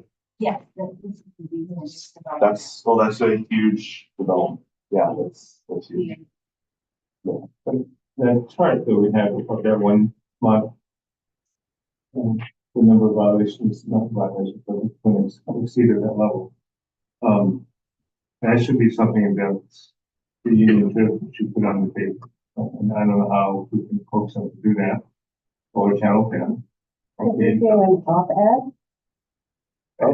If we did op-ed, I'm happy to put it up on. Op-eds are actually, we not to have any op-eds. It should be. Op-eds are fine, but that chart should be in before on regular basis. We insist you need to put that on the front page on a regular basis every week. They do that for other things. They do that for for other air pollution issues. Like you get it in the system. There's a air pollution index in the weather page of the unit every day. This is much more about so I think that's why we should ask that as long as the problem, they should put that chart on a paper every day. To start with that kind of request, so that the people in that community know Oh, it's going way to the level, then you'll see 5%. It's not just the smell test, it is a health issue for everybody else. The smell is telling themselves to avoid it, but we know that there's physical harm when they are running around when they see people. Is it the hydrogen chloride, that's the sulfide, so, and what are the health impacts again? Not just the hydrogen sulfide, but the sulfur dioxide and everything. It affects your lungs, it can affect your arteries. So it basically affects any type of vessels, like the blood vessels it can affect. So that is your heart, your lungs, your liver. In pregnant women, it can affect delivery of oxygen to the infant for their premature delivery. It can increase risks of hypertension, sclerosis, which is the clogging of the lining of the blood vessels that cause heart attacks. It can cause pneumonitis. It can trigger asthma. It can trigger COPD and emphysema. So a lot of the stuff that, people guard against with like vaping and stuff, all that chemical components, it's the same thing, but they have no say. They walk outside, they go to school, they go to their job. Very well. You wanted an informational item? This is great information. Thank you to all of you, and thank you to staff. I would just like to say one question. Who is the coordinating agency for this? I know it's not us. Is it the county? Is it, do we know? Is there a task force? It's a complex issue that there are many jurisdictions involved. Yeah. The water board has been dealing with it for years, for a very long time. And so we did issue several different safety stories. Yeah. So I think each one of us, and that's why I think I'm really happy to see the partnership, because that's the only way. And we're constantly talking to, water board and, county, and because each agency kind of has an area of expertise. And so, I wouldn't say there's one agency that is leading. Well, that's unfortunate. Maybe the mayor of Imperial Beach, who's been very outspoken in the local on this issue, she seems to have a good strategy. So anyway, we will move on to the next item. Are we in touch, who's in touch mainly with, Mayor Aguirre in the city of IB? We are in communication with their office because that's one of the spots where we want to place one of the sensors. Matter of fact, the last sensor that we're looking to get out there. So we're in communication with their office. Well, we're going to move on now to item D3, proposed administrative code for the county air pollution control district. And you please inform the public how to do this. Thank you, Chair Medina. I would ask those members of the public that are joining us via teleconference to please dial into the conference line now using the instructions provided on the screen. You may also indicate that you wish to speak on this item by using the raise hand feature at the bottom of the Zoom screen or by pressing *9 now. All public testimony will be heard at the conclusion of the staff presentation. Great. So We'll begin. I'll let you start. Great. I know you got a whole team behind you. Yeah, I've done five lawyers, so this item, that's appropriate. So thank you, Chair Medina. This item is for the proposed SDAPCD administrative code. And so, just to give you a little bit of context, since splitting off from the county, the governing board has adopted bylaws, has adopted several policies that apply to the district. And so over the last year, we have worked with county council. And so I want to introduce Randall Shoglin from county council, who's helped on this project. Vera Tiagi, our previous council, also has worked on it. Heidi has also reviewed sections and additions here. So it's been a big project. What we're trying to do is consolidate a lot of the policies that the board has adopted previously into one location. to make it easy for the governing board, staff, and the public to be able to find them. So next slide, please. So we'll go through this quickly. I'm going to hit quickly on the purpose of the proposed administrative code, and then go through the organization of the code, how it's laid out. It is included in your packet. And so then I'll hit on some notable revisions. A lot of it is cut and paste from what the board has already approved, but where there are differences, I will highlight those, as well as some notable additions. Again, we wanted to make some clear policies added. We wanted to add some policies to make it clear how we are separating from the county in certain areas. Next slide, please. So again, the purpose is to replace the existing governing board bylaws and make some minor revisions to those, to consolidate and update the board adopted policy. So there's a fiscal equity statement, language access policy, several others that have been adopted over the last 3 years and have ended up on our website in different places. But again, we're trying to consolidate it into one cohesive document. Also, the intent is to clearly define the roles of the governing board, the hearing board, air pollution control officer, and other offices, and then to clarify our relationship with the County of San Diego going forward, and add some provisions, specific provisions for which will no longer be required to rely upon county policy. And so those include procurement, contracting, and we'll get to those a little bit in a couple of slides. So really quickly, the proposed code has the following chapters. You start off with general policies. Governing board, here is where you'll find a lot of the previous bylaws. The hearing board, finance, that's a new section that we'll talk about, administration and personnel. And then attachment A is the existing conflict of interest code, which was previously adopted by the board. And included in your packet at attachment B is a guide that makes the link between the previously adopted bylaws and this current code. So in case you were looking for your favorite provision, you can refer to that guide and see where it ended up. Next slide, please. So notable revisions, I wanted to highlight this one. The language access policy currently provides translation at all of our governing board meetings and planning and policy committee meetings. We're proposing to amend that to require a public request for Spanish translation of those meetings 72 hours in advance. That's consistent with the current practice at the hearing board. And we're doing that for just proposing that for more efficient use of resources. It costs about $2,000 per meeting to provide that translation, because we have 2 translators in the room, 2 translators online. You know, if we know there's an item that's coming before the board that's going to have community interest in our translation, we'll obviously provide that like we do at many of our meetings. But just wanted to have that be available upon request from the community. If a request comes in, again, 24 hours in advance, we will definitely try to accommodate that if we can. But that is one proposed change that we wanted to highlight for the board. Next is a couple of items related to the hearing board.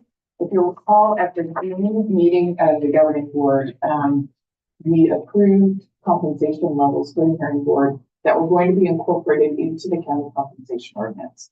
Since then, the county has informed us that they would like the hearing board not to be reflected in the compensation ordinance, because they're not technically county employees. And so what has changed to our administrative code we do would be to incorporate those compensation amounts into our code, which is within the authority of the board to do. Then they would be pulled out of the county compensation ordinance. And then finally, another revision to the sections related to the hearing board would allow for the removal of a member after multiple unexcused absences. So if there were 3 consecutive unexcused absences, a member could be removed and then replaced through an appointment from the governing board. Or if a member missed 1/3 of all of the meetings in a calendar year, unexcused, again, people get sick and have childcare issues and all kinds of things, but just unexcused absences that could also result in no removal. Again, those are just a couple of changes I want to make for you. Next slide, please. And then additions, we have several new sections that have been added in. And so one of them defines the relationship with county policies. So basically retaining and discussing how we will continue to follow county policies related to HR matters, personnel matters, because all APCD employees are still county employees. That we will generally follow county policies related to the services we procure from the county. So for example, we follow, we still obtain services related to procurement and contracting from the county and follow the bulk of those policies. That would continue, but all other county policies not related to services they provide, not related to personnel, we would not be subject to. So it's just an official declaration of that. Next would be reservation of authorities by the governing board. And so what this section does is it specifically defines authority that the governing board does not delegate to the air pollution control officer. And so some examples of those are the authority to determine the number of personnel. So every year when we come to the budget, we specify if we're trying to add personnel. Authority to adopt the annual budget, authority for approval of contracts that are outside of the authority of the APCO, adoption of rules and regulations, things like that. So that section would specify those authorities that the board is retaining for itself. With the statement that everything else is delegated to the APCO. And then next, there is a new chapter, as I mentioned, related to fiscal matters. It clarifies annual budget and audit requirements. The bulk of these are coming from existing state law. Incorporates the board approved reserve policy that was approved with, I think, our initial budget that this board approved, and also incorporates a cost recovery policy. And then establishes limits for APCO contract authority at $500,000 for contracts and contract amendments, and would allow the APCO to waive bidding requirements, essentially competitive procurement requirements in specified circumstances for contracts under $100,000, and sets specific exceptions from competitive procurement that could be allowed. And then it also clarifies grant authority and limits, and continues the existing authority for us to apply for and accept state and federal grant dollars. But specifies that if we're getting grants from other entities, say a sub-grant from a nonprofit organization, that anything in an amount over $50,000 will require board approval. Next slide, please. And then finally on new sections, there's a section on administration and a section on personnel. Much of this is incorporating existing requirements such as the California Public Records Act compliance and reference to the board's adopted document retention schedule that we adopted in June. And then also referencing CEQA guidelines. We anticipate those guidelines to be coming to the governing board in November of this year. And then for personnel, it again reiterates that SDAPCD employees are county employees, and then documents ethics requirements and training requirements for specific positions to take a state required ethics training. And what we did is we specified that essentially our entire management team would be required to take that ethics training.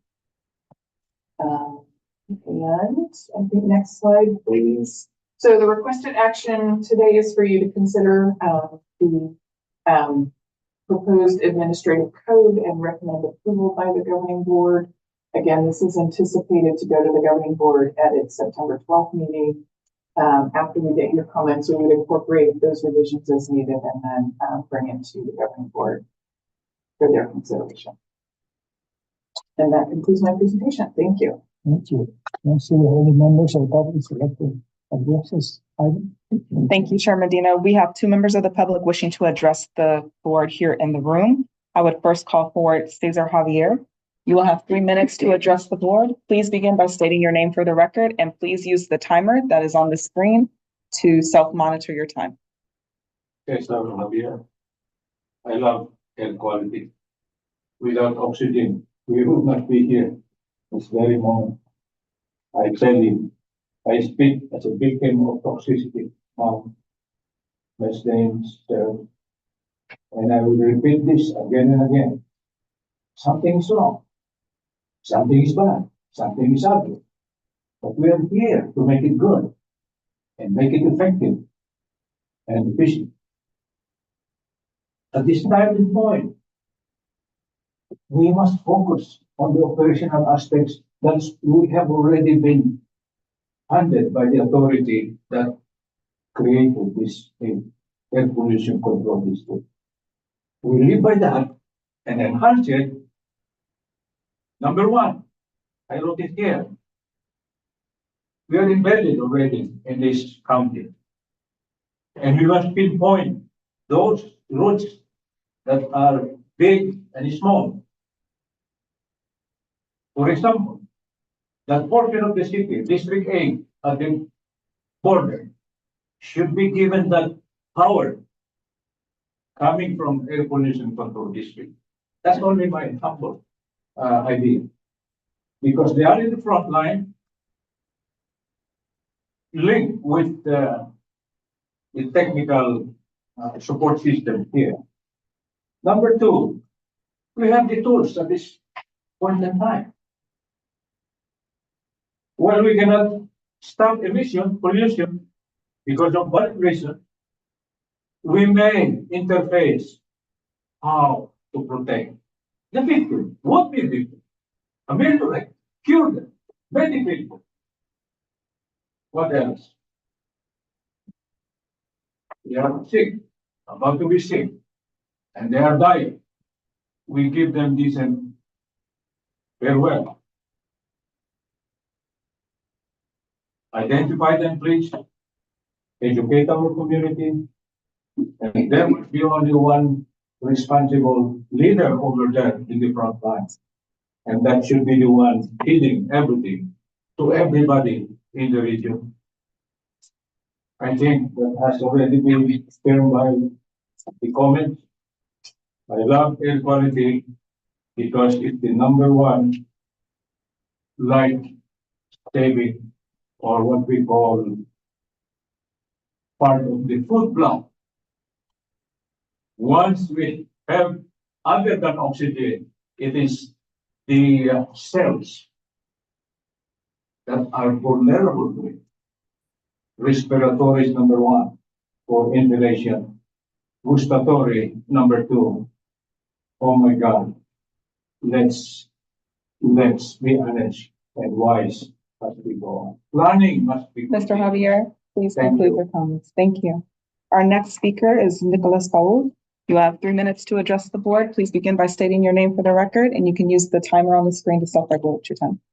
Good afternoon, hello. In November, the last time we took the Environmental Health Coalition. I didn't usually get comment on bylaws. However, I think these are super important, right? Specifically on the item on building access policy. EHC supports the amendments being done. I think initially when I was reading it, there was some concern about the 72-hour in advance notification process. And I was concerned that, we work a lot with a lot of non-English speaking residents. Sometimes they don't connect with the EHC. And so we're worried about some of these residents showing up to ABCD meetings, giving their testimony in Spanish and not having that simultaneous translation happening.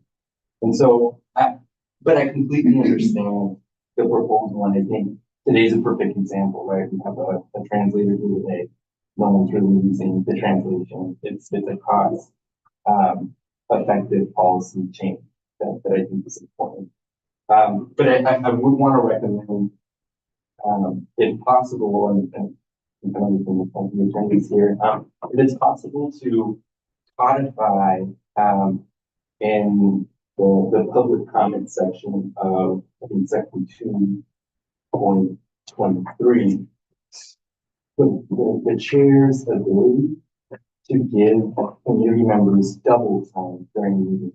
So if there's a resident that's giving testimony in Spanish who hasn't submitted a formal request, if they can get double time so that either ABCD staff can in real time translate their testimony, or a nonprofit leader that speaks Spanish would also translate their testimony. So I think codifying that can kind of protect what possibly is happening. But again, we supported the amendment. I think it's a good example. But again, just concerned about those community members that don't have the experience of notifying. Yes, it's in there. Yeah, in the bylaws. Okay. Should we respond? Yeah. Yeah. Okay. Well, in the bylaws in section 1.11 under public comment, about the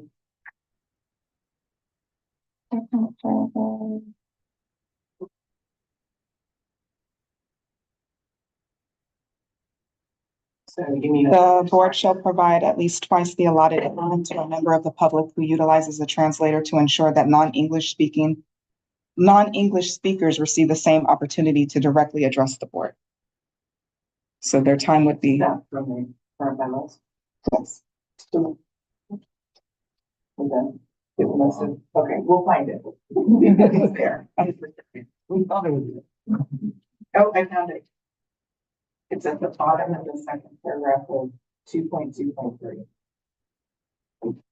So Steve, if you want to check that out, if that answers your concern. Any comments from the board? Very good. Okay, talking about language translation. If members of the public do give us this advance notice of hours, I wonder if we could expand beyond that. Like American Sign Language, and maybe Tagalog. And I don't know if it ends up obligating us to do that. I don't know if we can even go to the see that we can take that also to provide some getting the time issue is one that it's going to accommodate the children, accommodate that, and it's always ratified with the so sometimes we may be more double because we get to accommodate we'll give them fair treatment, although sometimes I can say that it's not treatment. So we do, well, we make accommodations to let people communicate within the time span that's we're allowed. And I think that's important, but I'm worried that it's just that we may get some pushback from those who speak other languages that are fully prominent. The trouble that we would get into is to any language that won't be like Spanish messages for, but I think for major languages like Tagalog, Mandarin, French, we may want to make that a little bit complicated. Yes, and so currently in the language access policy, the reason I think that change is because it applies to Spanish. Originally, we automatically provided translation in Spanish, but the current policy also allows folks to request in 5 other languages or 4 other languages: Tagalog, Chinese, Vietnamese, and Arabic. And then also states that reasonable accommodation will be made to facilitate communication in other languages upon request. So it's treated the same for Spanish. And then, yes, if somebody comes in and they need French or German and they give us 72 hours notice, we absolutely try to accommodate see, it's in there, so yeah. Any other comments?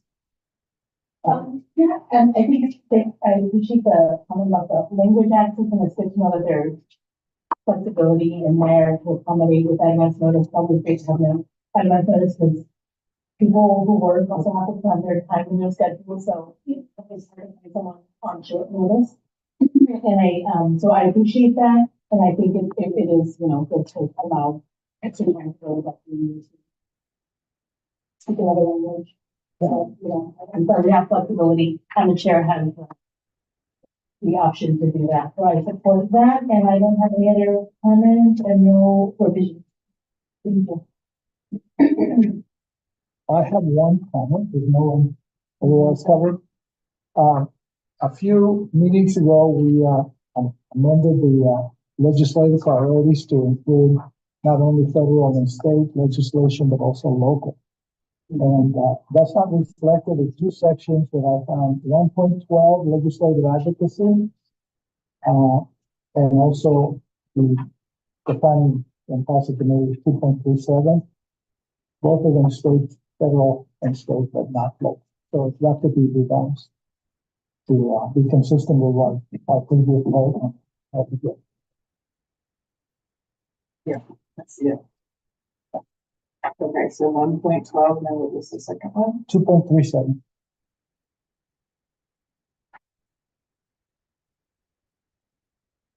Yes.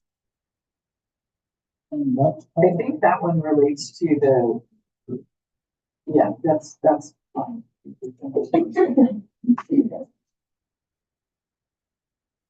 legal impediments. This is your board's legal statement. So I will entertain a motion to recommend it, to go approve it. Okay. And we will just do a voice vote. All those in favor? Aye. Opposed? Abstained? Got it? Yep, thank you. With that motion passes with all board members who are present voting aye. Thank you very much. We'll move on to the next item, which is 4. Right? Yeah. Update of possible memorandum of understanding with the San Diego Unified Port District to support implementation of the Maritime port strategy and Portside community emissions reduction plan. This is an informational only. If you can provide public testimony instructions. Thank you, Chair Medina. Those members of the public that are joining us via teleconference, please dial into the conference line now using the instructions that are provided on your Zoom screen. You may also indicate that you wish to speak on this item by using the raise hand feature at the bottom of the Zoom screen or by pressing *9 now. All public testimony will be heard at the conclusion of the staff presentation. And I would ask once again, just to make sure that you are speaking loudly. There are no mics. So I'll have now the presentation from Deputy Director Mike Watt and Supervisor Nick Coleman. Oh, and also. I'm just here for the report. I'll kick it off with a hand over to Nick, who's done most of the heavy lifting on this project today. I do want to acknowledge that some of our colleagues from the port here, Peter Eichert and Mike before from the port. We've had a lot of conversations with the port team over the course of the last several months / years. So happy to have them here.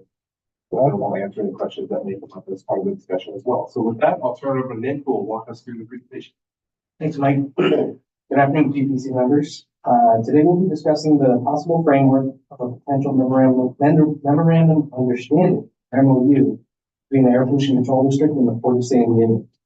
This is something both agencies have been working towards for almost 2 years, and we're happy to bring it to you today for your feedback. Please note that GPC is not being asked to approve the MOU today. This is an informational item. Next slide, please. As a refresher, AB 423 included a provision that APCD consider measures to reduce indirect source emissions from mobile sources, including warehouses, distribution centers, and ports. APCD and port staff began to engage in MOU discussions over 2 years ago. Since that time, APCD and the port have met with the governing board and the Portside steering committee twice, and the Port Board, seeking feedback on possible draft MOU concepts. We have continued to refine these concepts, which we'll provide more information about today. It's also important to highlight the investments that the Port of San Diego, tenants, and ABCD as well have already made in recent years to further encourage zero-emission transportation and more efficient operations. Approximately $125 million in total investments have been made, including the first zero-emission tugboat in North America, improvements to electric infrastructure at the marine terminals, and procuring zero-emission technology. There is clearly more work to do, but additional funding commitments are on the way, some of which will be included within this MOU. Next slide, please. Here are the main objectives of what both agencies seek to achieve out of the MOU. Both agencies agree that a balanced MOU that improves public health, protects good-paying jobs, and accelerates implementation of MCAS and SURF goals are high priorities. We believe an MOU can achieve these objectives, quickly reduce emissions, and strengthen ABCD and the Port's relationship with tenants, service providers, and community members if successful. We also see this MOU as an opportunity to promote transparency in future projects at the Port. The MOU would not exempt or preempt existing air quality regulations, and warehouses located at the Port would still be subject to a possible indirect force rule should one be developed. Both agencies are working together to ensure the MOU has robust accountability provisions. Next slide, please. Here's what ABCD and the Port are envisioning in terms of a framework for the MOU. We envision a six-year term, meaning if the MOU is adopted by both respective boards sometime next year, the MOU would be in place from 2025 through 2031. As long as the MOU and its provisions are being successfully implemented during the term, the district believes an MOU will continue to serve in place if any indirect source will affect the port operations. As envisioned, the MOU will comprise of the following 6 draft measures, which I'll get into more detail on the following slides. Next slide, please. A common theme emerged through discussions that incentive funding opportunities should remain open for Port and Port tenants as they make significant investments to switch to zero-emission technology. This proposed measure in the MOU will do this. The proposed measure will prioritize $7 million from ABCD's CAP funding program to allow the Port, Maritime tenants, and their service providers the opportunity to receive funding for cargo handling equipment and heavy-duty trucks, both of which pose health risks to Portside residents. $3 million will be set aside for cargo handling equipment, and $4 million will be set aside for heavy-duty trucks.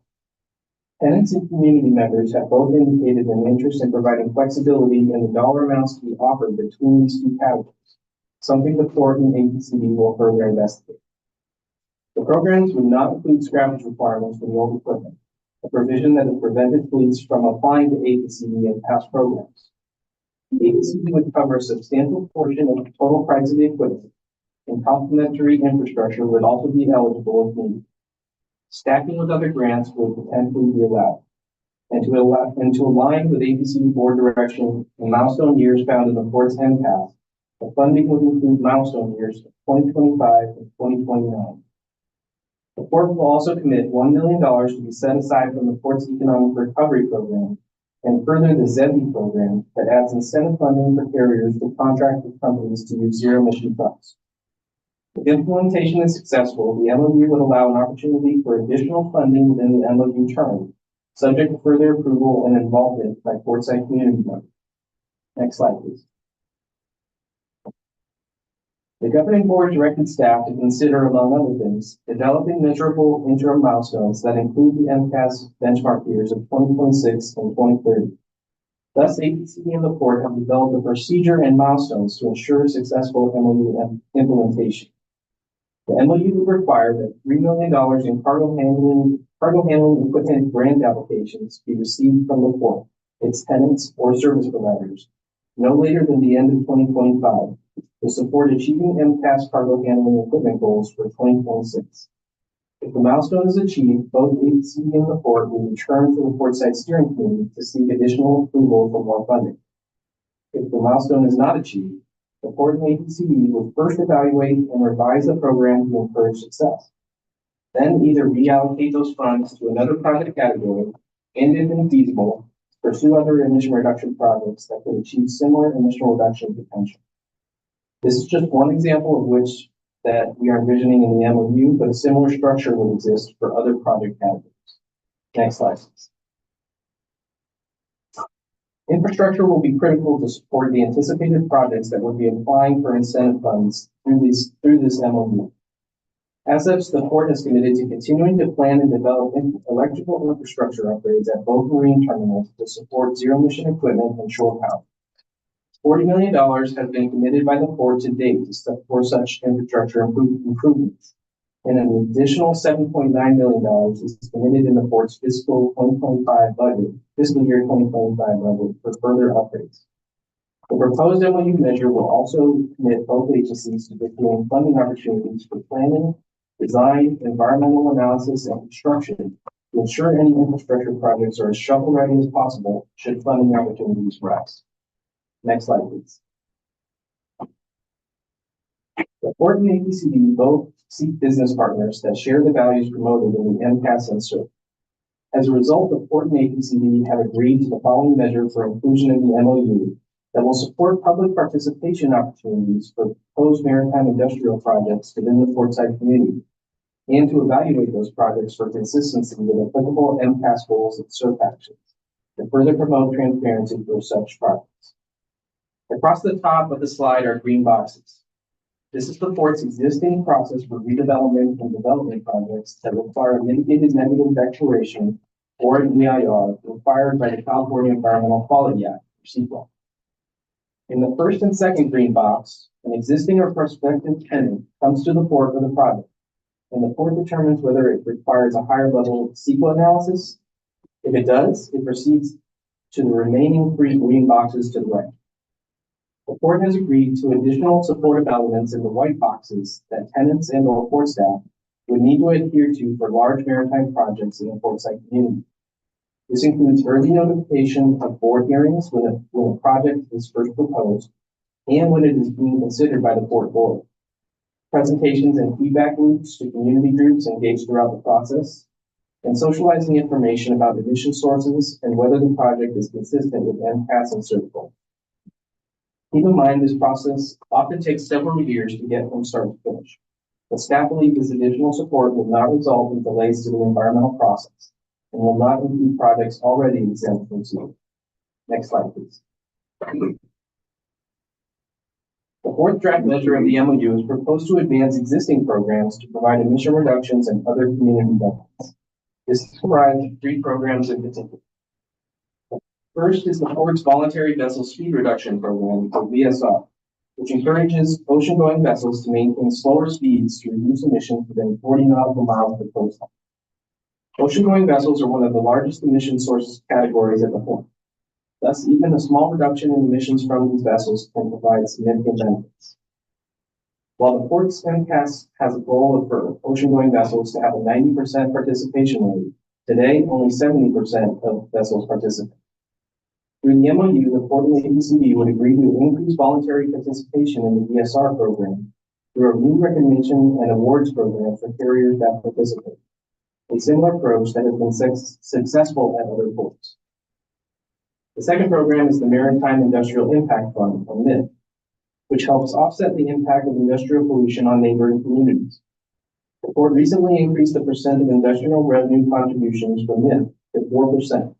And through this MOU has agreed to contribute $500,000 in MIF funding in the first year of the MOU, and would look to make additional MIF contributions in future years pending availability.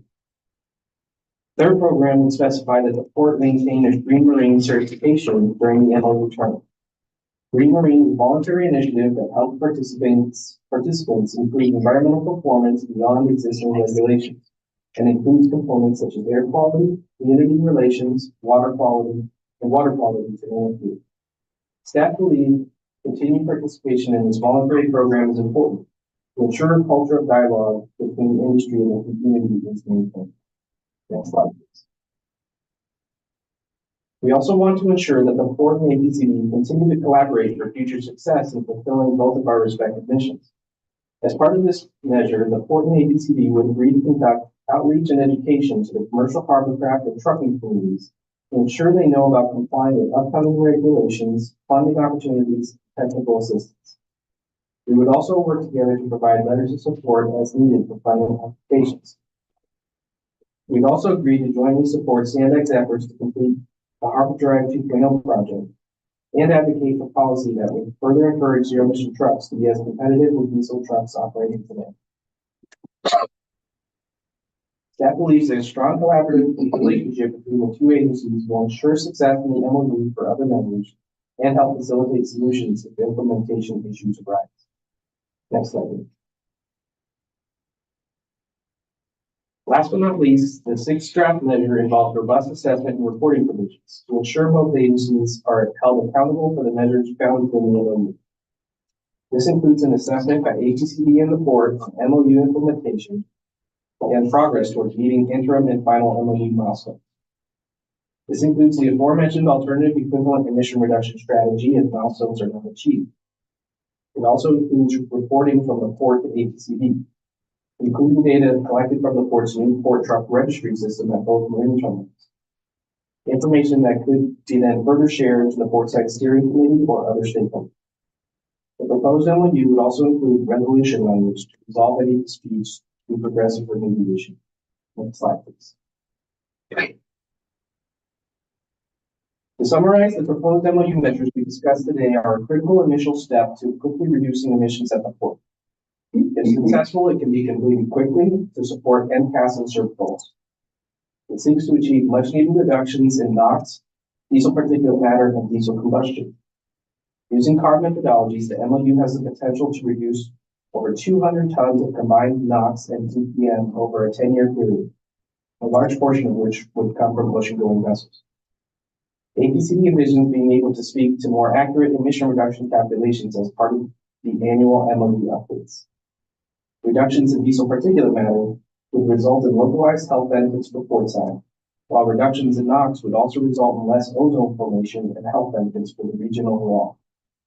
Based on estimates from EPA's COBRA screening tools, staff believes the corresponding emission reductions would equate to over 7,000 fewer incidents of negative health consequences over a 10-year period, such as fewer asthma attacks and lost or restricted work days due to air pollution. Tenants and service providers will be critical to realizing the success of the proposed MOU, and thus this document ensures them prioritized access to funding programs for SAM equipment. The proposed MOU would also enshrine elements that support public participation, promote transparency, and share project information about major future projects in Portside community. Accountability and community involvement would also be a high priority throughout the MOU term. While no agreement is perfect, both agencies believe that the proposed measures will benefit both tenants and Portside community members. Next slide, please. APCD and Port staff presented the following measures to the Portside Steering Committee on Tuesday, as well as the working waterfront representatives and the Maritime stakeholder forum last week. Feedback was generally positive, and some of the themes we heard coming out of these meetings included allowing more flexibility to use funding between source categories if needed, working to ensure that additional transparency in project review and approval process does not result in delays, and ensuring the community is able to participate and receive information about the MOU and its status. Port and APCD staff will continue to refine these aspects and others in the coming weeks. As far as next steps, both APCD and the board will present this information to each of our respective boards in the second week of September to receive their feedback on these concepts. Should both boards agree, staff would start developing the language of the draft MOU, including a public opportunity to review the language, and will anticipate consideration of the MOU language at a board meeting tentatively in spring of next year. Next slide, please. That is all. That is our presentation today. And thank you for your attention. We're happy to answer your questions. Thank you very much, Nathan. Everyone, do we have any members of the public who want to address on this item? Thank you, Chair Medina. We have two members of the public wishing to provide public testimony on this item. I would first call forward Nicholas Powell. You have 3 minutes to address the board. Please begin by stating your name for the record, and please use the timer on the screen to self-regulate your time.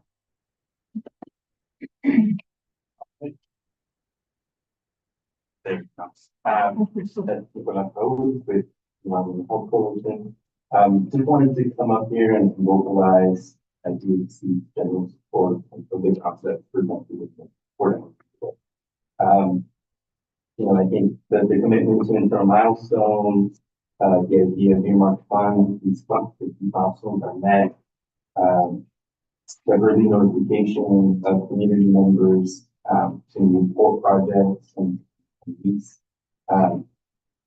leases that are coming up are huge. And I think that's a good deal of what community members in the Portside want to see.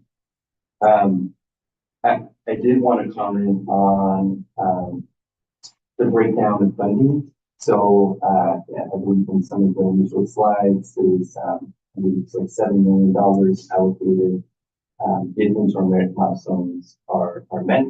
The breakdown was, I think it was 4 million to trucks, 3 million to cargo handling equipment. In concept, we support this idea, right? However, I think community members, specifically in the Portside CSC, are extremely concerned with heavy-duty diesel trucks. And so, if there is some flexibility to allocating some additional funding to the transition of heavy-duty trucks in the Portside, I think that would be better.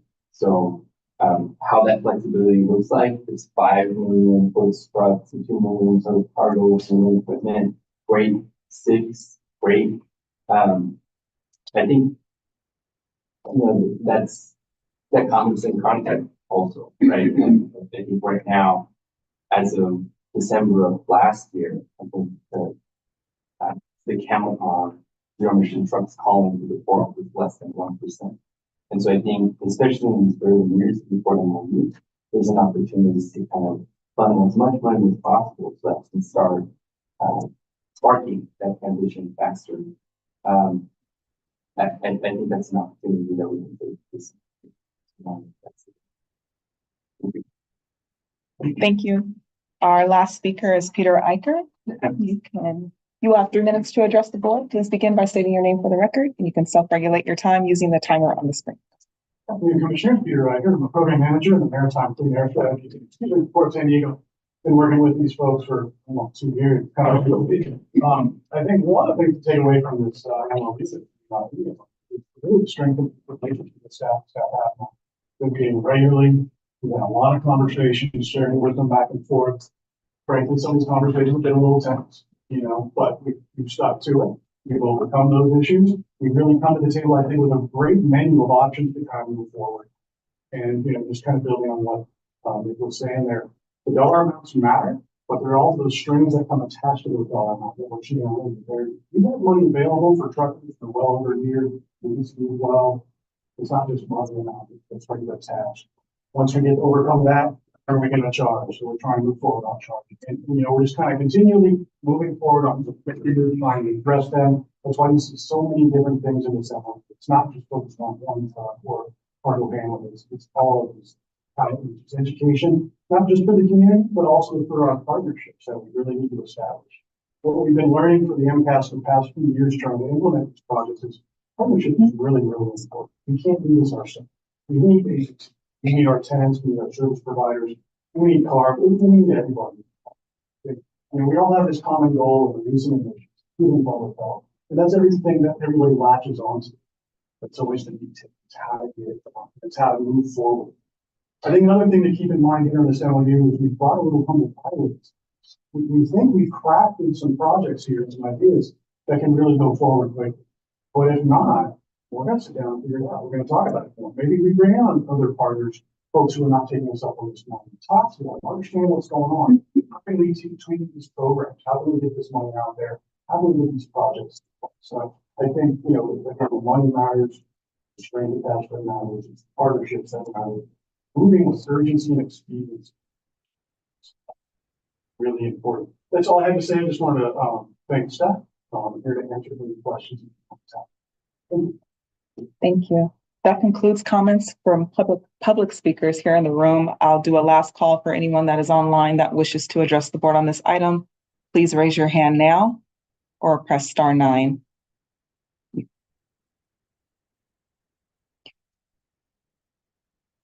Seeing no hands raised online, that concludes public testimony on this item.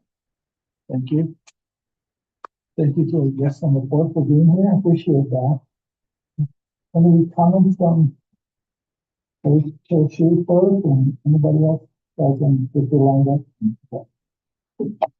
Thank you, Secretary Maker, and thank you, Trustee, for this. Kind of a general question. I know video resolution and air pollution temperature, but something associated with that is carbon emissions. Does the report have a climate action plan? Just maybe we'll ask the president. So if we have a climate action plan, is it legally binding? It is legally binding, but it's a little bit old, and our project is not going on 2020. So we are looking to update that cap to get those. What's your timeline and updating to? We don't have an exact timeline, but it's not going to be in the near term. I get it. My city has been on, okay. But in the update, then the next question is it's going to comply with P32 with regards to how to make 55. That's our intention, to be a certified cap. So my question then is, though it's not necessarily pollution related, it's kind of an action plan related or action with carbon. There are many programs that are contemplating making legally binding climate action plans part of that program. Even from people in the harm, so trying like cities to have a climate action plan that eligible for doing that plan, or at least given some bonus points if a city has a certified climate action plan. And this is something I know that I'm bringing up now. It hasn't been brought up in earlier discussions about the MOU, but I'm wondering if that's something that can be contemplated. So within reason, that may be something that is within maybe the 6-year period of this MOU that we go in there. Because at which time the climate action plan is, or maybe majority one to be had in the next 3 years or what a reasonable takes. That climate action plan be imposed for additional funding to be allocated from this 17 funding source that we have some control. I think that's very could be very helpful to encourage the climate action plan to be done, as well as ensure that it is in concert with what climate action plans are going to be. That it's funded in that way. I have one concern in that instrumentation is something we talked about a lot, and it seems like that's where funding and emphasis is going. But I'm worried that one, it costs a lot of money. Second, we may not be moving fast enough, maybe moving in that direction. And we're bypassing other tools that we can use to reduce pollution much faster, much cheaper, and maybe even in a way that actually saves money as well. And we're going to talk about that later as last time on the agenda. I hope that that's included in the MOU with the see that if there are other ways that we can reduce emissions, we should do that. For example, we need to reduce the BNP overall in the states to 2% per year starting this year. So we're going to do 42 and hoping plan very far. And that means we can actually put the BNP on here for 3% this year. And of course, I don't have an answer just like I don't have an answer in my city. But we could answer the question, why are you going to do by 7% next year? That might be a little bit, you might get that, but okay, I'll give you another. But you better do maybe up to 8-9% by 3 years from now. And I think that's a reasonable question, and that's something that we should put in the description. And I know that's hard, those hard numbers, but those numbers one hard.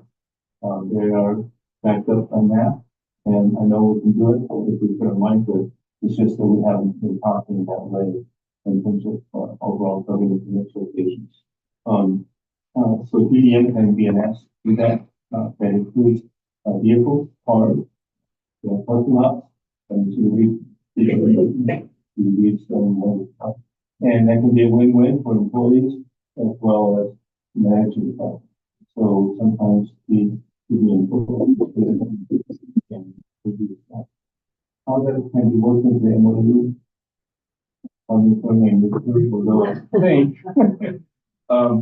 TDM is part of the cats. Mentioned in there somewhere along the line. So I'm putting a new curfew. I think the MOU and work towards keeping these doors open and these expectations of reducing the MP. And noted that those are the targets that are given us. And those are targets that we should try to at least try to attain. But if the consequences are not obtained, that's going to be hard. But we need to have some incentive to reach those targets. So that we reduce 25% BNP by 20. Like the 25% per capita for the state. I know how that gets translated to a court issue.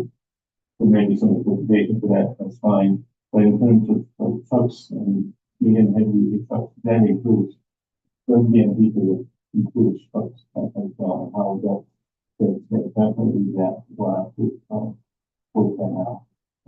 But I think that's what we need to be talking about is reducing truck traffic, not just converting to and there are many methods to do that.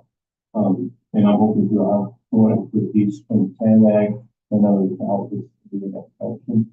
I think we can do it right with technology and other means to make it be a cost savings to trade off. So I'm not trying to propose something that was impossible to be reasonable as well as maybe looking possible to that realize that makes it something we should be being able to save money. Well, so I hope we will move in that direction as well, keep our mind open and not just think about the education. To grant out allocations amount, I think I'm fine. I hope we don't restrict it to education only. And because if some other measures come up, like the PDN program that needs $500,000, and this is a performance step, and we can reduce tuition much faster, much easier, much better. One of the factors that came into mind is that was actually given to us by our industrial franchise that Walter and his team is that it's not just emissions from tailpipes, it is the emissions or the pollution from tires and brakes. So we need to do just the number of trucks going in and out of this. Both it's the ones that breathe through the tailpipe, and maybe even those that in the future don't have the tailpipe. So I think that's something that we keep in mind that if we don't right, I think we could do it. And to harness the needs of moving trade well we met with that as well. Thinking of all these trucks that may not be full. It's just like the Amazon deliveries on the way now. Maybe I don't need an Amazon delivery tomorrow. I can wait a few days and get delivery 2 days from now. And it's a win-win, and I save some money on Amazon, and it's less, I think we can think in that manner and get a lot farther about that when we're just not thinking about it. So that's my comment on MOU. I think MOU is the hard thing. I really want to commend everybody, all players, for doing what they can to move this along and hope something we can in the country.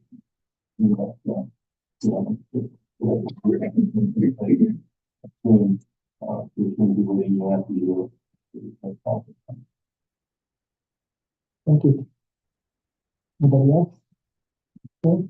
I have some in the weeds questions, but before I get to those, I want to commend both teams for working so hard on this. I really like the having really, this is maybe the first time this happens, putting the community in the decision-making role for funding. I think that's really important, I commend you for doing that. It supports your city. I know that, sharing authority and decision making is never easy, so that's great and has directed benefits. The question that I have, there was, one comment you made about the cargo handling equipment and heavy trucks and other, you said there'd be no scrappage. What is the alternative to scrappage for that? I assume that means you take something out of circulation so don't keep polluting. So how does that help that goal? Yes, so I can try. Maybe Kathy will correct me if I'm wrong. So a common thing we've heard from tenants over the past years in implementing our Clean Air for All grant funding, which we've done year over year for years. The switching to zero emission technology is expensive and there's a high cost in it, but also there's still useful life left in a lot of these diesel pieces of equipment. And the requirement that the state usually puts in with the grant programs we've historically offered is to say, we want you to scrap the old equipment, no matter if you're going to get grant funding for this new piece of equipment, you have to scrap the old one. That guarantees us the emission reductions are permanent, enforceable. It kind of rolls up if you wanted to claim credit for the EPA to get reductions, which doesn't really happen in this case, but it's able to do that. So the components, we're trying to reduce barriers to entry here and to try and get this new equipment as fast as possible out as fast as possible. And so, we think the scrappage requirement, this is not something that's just kind of unique to San Diego. It's kind of a statewide issue that we need to have some flexibility to try and get some of this new equipment out there as quickly as possible. And, like our Portside zero emission truck pilot program that already doesn't have a scrappage requirement for that. So that it reduces a barrier of entry for someone who may be a little bit uncertain to go, hey, I'm looking to do an electric truck. I want to try an electric truck. I think I can do it for maybe 90% of my trips. But if I have to make a run up to Sacramento or something with limited charging capability right now, that gives them the flexibility to go, hey, I can still do something and keep my work going. I understand the logic of it. I just question what is the alternative? So what happens? So that truck does remain in. So how does that reduce emissions? I think there's a couple different situations there. One could be that truck remains under the control of a particular entity, but is used outside of the state of California. Not ideal, but like in Mexico. Well, hopefully further away from that. Or potentially, as Nick alluded to, like offsetting trips, right? And so in certain circumstances, there may be an opportunity to say, hey, you are allowed to retain control of this existing diesel truck, but at a limited amount of usage. It speaks to that idea of being able to utilize that particular piece of equipment for the jobs that will work, given the infrastructure in place at the time, while offsetting the emissions from the market. There may be other more creative ideas that come up too, but I think that, looking at ways to eliminate that scrappage piece initially will help get this equipment on the road quicker. Seems like it's one of those perfect is the enemy of the good, right?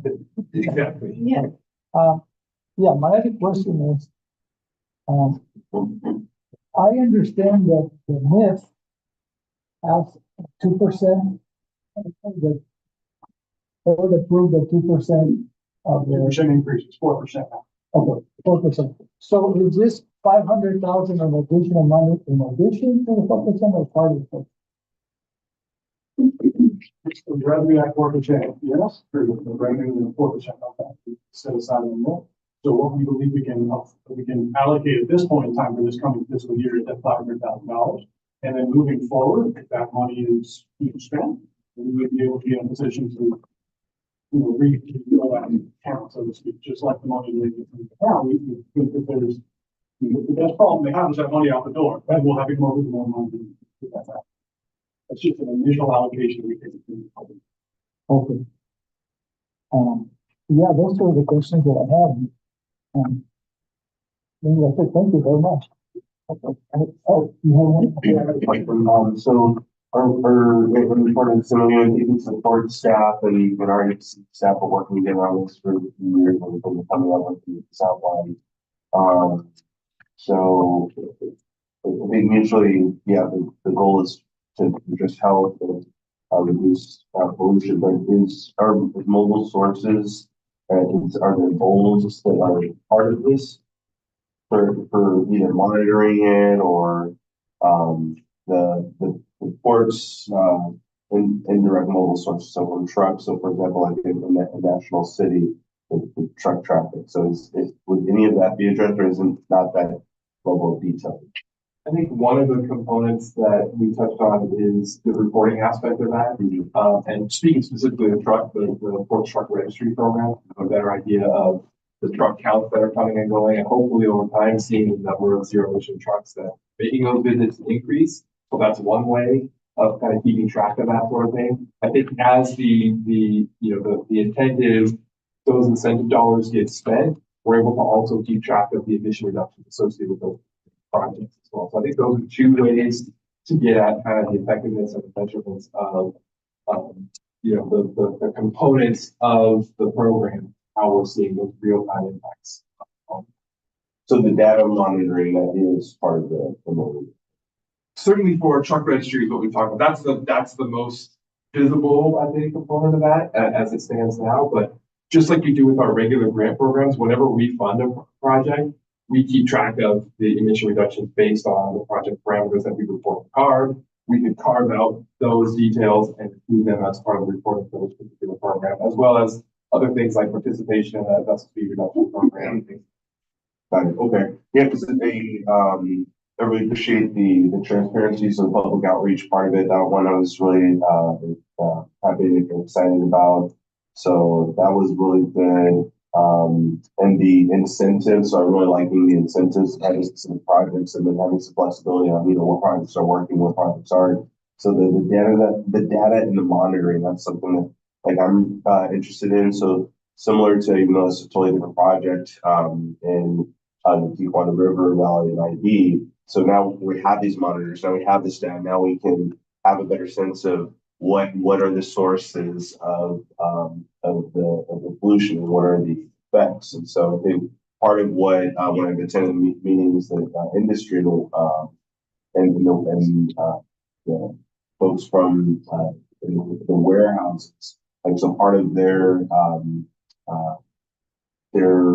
hesitation was there's a difference in the data. So they were claiming that their data didn't show that it either wasn't clear and showed that their trucks weren't causing the pollution in the community. So I think that's where I'm not clear on how through this interview there's not to that data log to get that data so that we know to what extent is the port's traffic, port operations directly or indirectly are contributing for the contaminants. I don't know that we'll be able to get to that granular level of detail. I think our colleagues on the monitoring side, as part of their network that's already in place down there, we're tracking things like it's not diesel PM directly, it's a surrogate, a black carbon surrogate. So hopefully we'll be able to correlate. We're measuring black carbon. It's surrogate for diesel PM. So I think hopefully we'll be able to correlate some of those reductions in the diesel PM to some of these projects that we're funding. I think, getting back to tying those emissions to port activities, the port has a inventory of equipment, whether that's cargo handling, marine vessels, truck registry information is growing. We'll be able to look at that as well to say, okay, how many of these pieces of equipment have we transitioned from diesel to electric, or the Chair Shoes question, instituted some other methodology that may have reduced VMP as a whole. To kind of see what progress we're making. So I think I get where you're coming from. I don't know that we have a concrete plan as to how to really tie some of those specific trips to the effectiveness of the MOU, but that's something we can talk about. Yeah, so what I'm trying to determine is to what extent the port's activities are causing the pollution directly or indirectly, and so having good data for that, and then from there, I think we can then determine how to address it. And yeah, the zero emission trucks, I think we all kind of agree that's that's going to be effective. That's good, but if we don't know like kind of what the impacts are right now, and what the emissions are, and then what the community health impacts are, then it's then I think it's going to be harder to address it, or the claim later will be, well, it's not us doing it, it's not our operation, so I just don't want to be in a situation. I do have one final comment. I really like that the ocean going vessels part is in there. And now you said 80% of the greenhouse gas for the mentioning. I think 90% is the MCAS goal if you're referring to the vessels. The emissions that the ocean going vessels. Emission reduction. Oh, so yeah, about 200 tons live NOx and methane, and a good portion of that is from ocean. Yeah. So it's a big component. It's big component. And it's not something that we have regulatory authority. Correct. So it's a really good bonus to have it. Thank you very much. Well, we will now go on to the next item, which is not the last one. Okay. Incorporation of greenhouse gas reduction and public health co-benefits analysis is going to be a county pollution control district program. This is an informational item to give the public instructions for. Thank you, Chair. Thank you, Chair Medina. Those members of the public that are joining us via teleconference, you can dial into the conference line now using the instructions provided on your Zoom screen. You may also indicate that you wish to speak on this item by using the raise hand feature at the bottom of the Zoom screen or by pressing *9 now. All public testimony will be heard at the conclusion of the chair's comments. Did you have a presentation? I have, yes, there is a slide. Kind of kick off the discussion. Yes. It's slide. Very strong. Yeah. Next.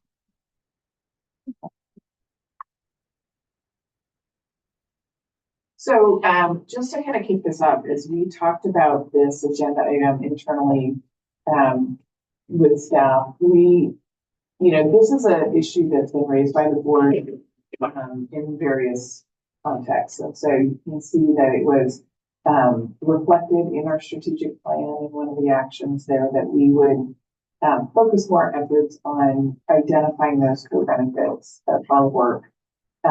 We don't directly have legal authority to regulate greenhouse gases. That authority is reserved to CARB.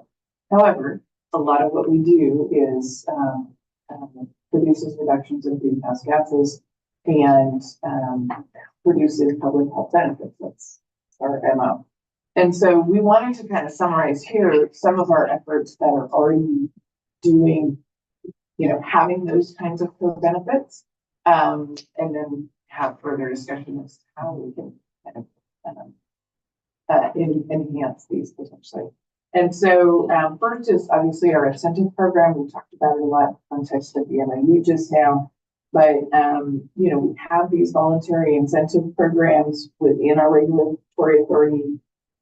They're designed to reduce criteria pollutants, but also reduce greenhouse gases.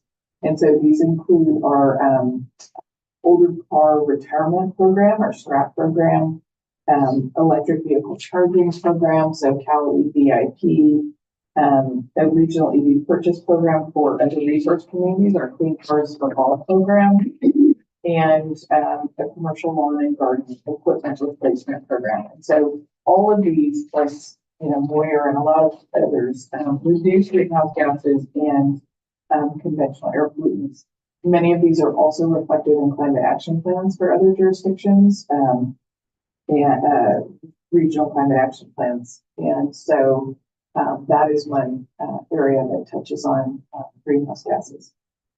Rule development is another example where we do further study and development of control measures for criteria air pollutants.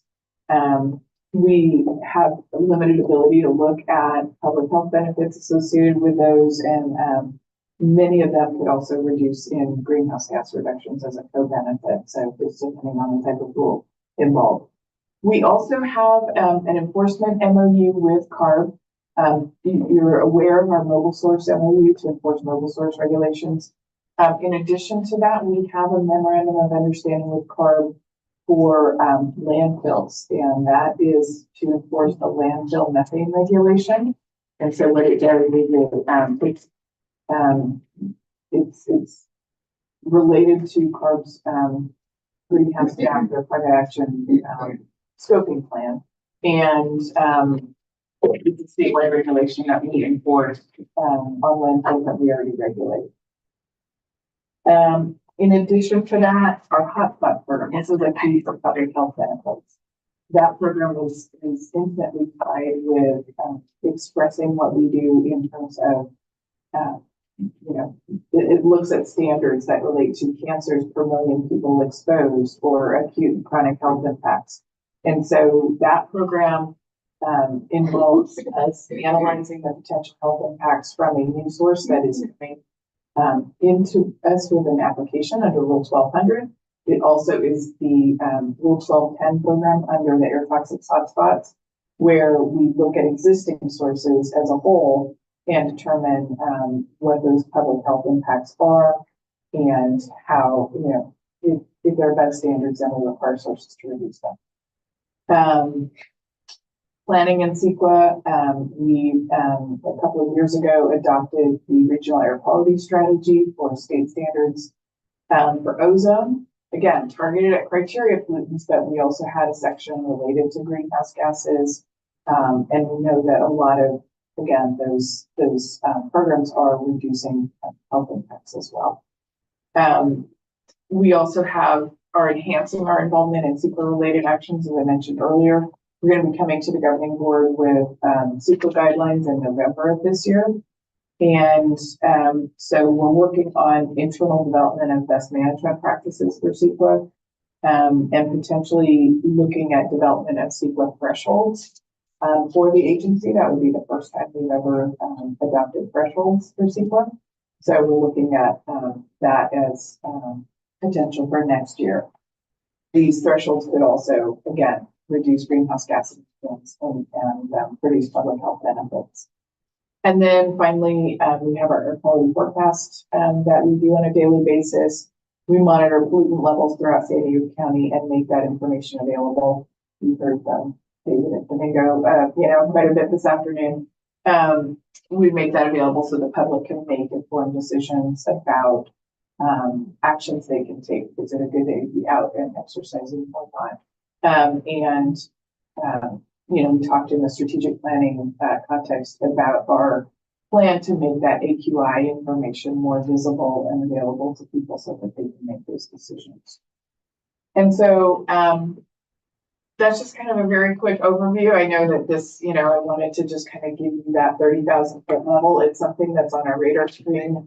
We know that we can enhance it in certain ways, but we also want to, I know that Chairman Dino wanted to bring this forward so that we can have a broader discussion about how we can improve on those efforts. Thank you. Any public that wants to comment? Thank you, Chair Medina. We've received no request to speak on this item. Great. Well, then I will pick it up. It's one of those things that if you don't ask, you don't find out, right? And I know that we don't regulate greenhouse gases, but I was curious to know whether we tracked those co-benefits, and I was very glad and surprised that we actually, maybe we don't track all of them, but we have the capabilities to track some of them. And so the next question is, how do we convey that information to the public? And I think you have, there's a lot of things on the menu that we could do with a little more transparency, because we may have the data. Some of them you may need to punch additional numbers. I understand that. But going beyond that, going beyond informing, first of all, finding what we have, what can we do to complete the picture, and then how do we communicate it? I think the other part of it is, as an agency, we've been talking about how do we collaborate more with other jurisdictions. And as Jack said, La Mesa has a climate action plan, and the city of San Diego has one. A lot of the cities have it. But how can we help them by, maybe saying to them, well, this is what our data shows. We have a project out there to your community, and they have these greenhouse gas impact. And then share that information with them and help them in their decision making, maybe even, interface with their own climate action, staff to make sure that they know that we can keep track of it too and help them. I'm not asking for a lot of additional resource and, and doing other people's work, but to communicate and to then have, opinions, have comments on new projects that are coming out. And, I don't know if we are jurisdictionally prohibited from making a comment on a greenhouse gas impact of a road expansion or something like that. Maybe there's a proposed landfill. I don't know if there's any proposed landfills, but if there are, methane is an important greenhouse gas, 25 times more important than just general carbon dioxide. So those are the kind of things that, what role can we play as an agency and a little bit outside of our jurisdiction, but that can enhance the work of other people and other agencies, and also inform the public of fiscal benefits of what we do. So with that, I just want to see if anybody will reach out. I think, Michael's gonna respond. Oh, there are a couple of things that you touched on that I think we're already looking at a way to expand, one of which is we've certainly augmented our, role as a commenting agency when it comes to these types of projects. Okay.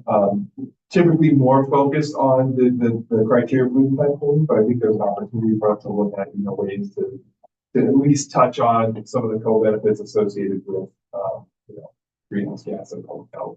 I know for at least some of our incentive programs, and Kathy can correct me if I'm wrong, we've got, GHG, like CO2 equivalent benefits that are built into the calculations as part of the CARB program. I think it's dependent upon the funding source, but some of those programs, Farmer maybe one, if I recall, that comes from the state's greenhouse gas reduction fund. And so there's that kind of link in there.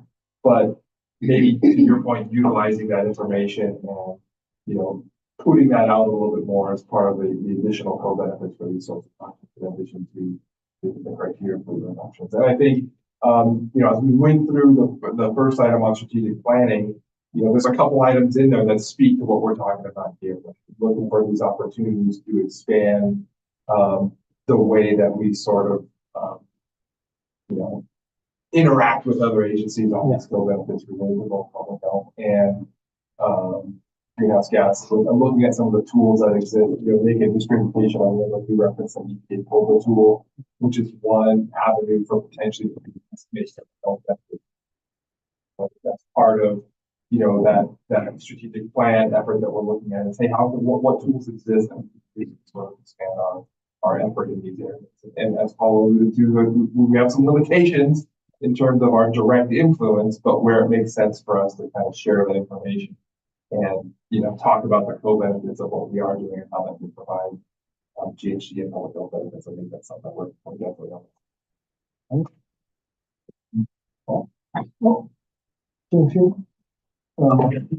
have a question. In such close industry, don't they have some levels of smog that are really bad, what level? They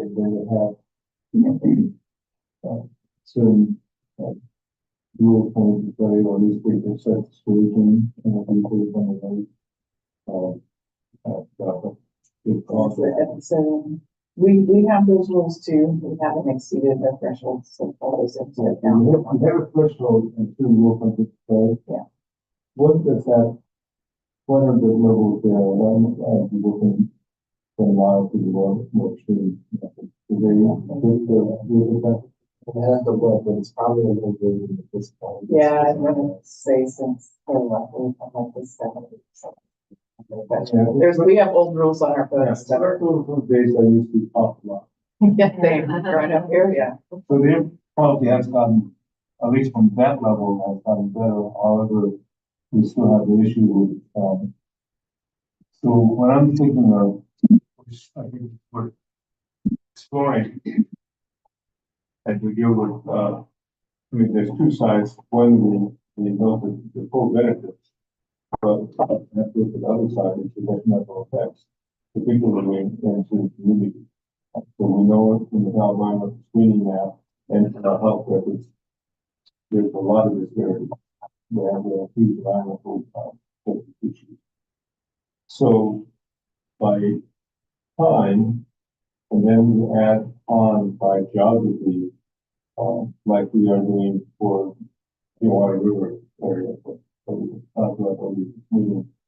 by the Portside community, that we look into rules that kind of be employed for things that really bad.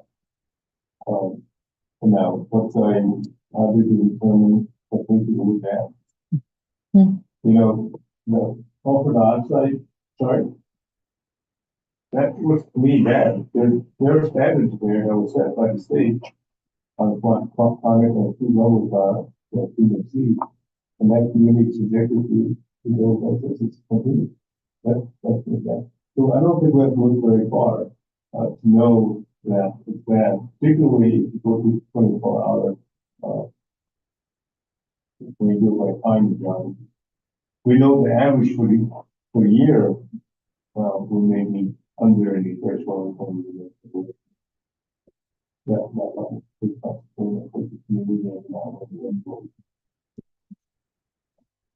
But on certain summer days, I get a feeling in National City, like the Northern Lights, or a picture of this bill, it's pretty bad.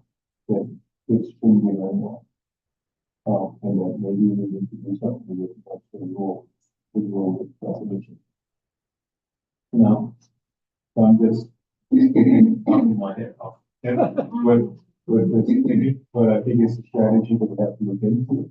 If we really want to achieve our mission or our vision of clean air for all, then I think those kinds of strategies have to be at least considered, if not implemented. So you may have a geographic area with their quality air staff. We're going to have some measures to reduce emissions, whether that emission is coming from stationary sources or if we talk about indirect source, and we talk about a mobile emission. I think that's the job of ABCD. It was not a new area. They've done it in other areas. And essentially, I think we essentially ignored it when it comes to these communities that are highly impacted. And essentially, the forward, it's environmental justice. So I think it's worth looking into, which I think is a good segue to the next item. And just remembering on your comment about like collaborating with other jurisdictions and one thing that I do remember is the county regional decarbonization framework, and they have like a playbook of strategies and they've been having meetings. I went to one like a month ago. And they do talk about air quality and also, so there's also, I think, opportunity there. And I don't know if we participated in that or not. Yeah, but definitely, so yeah, there's, I think, process.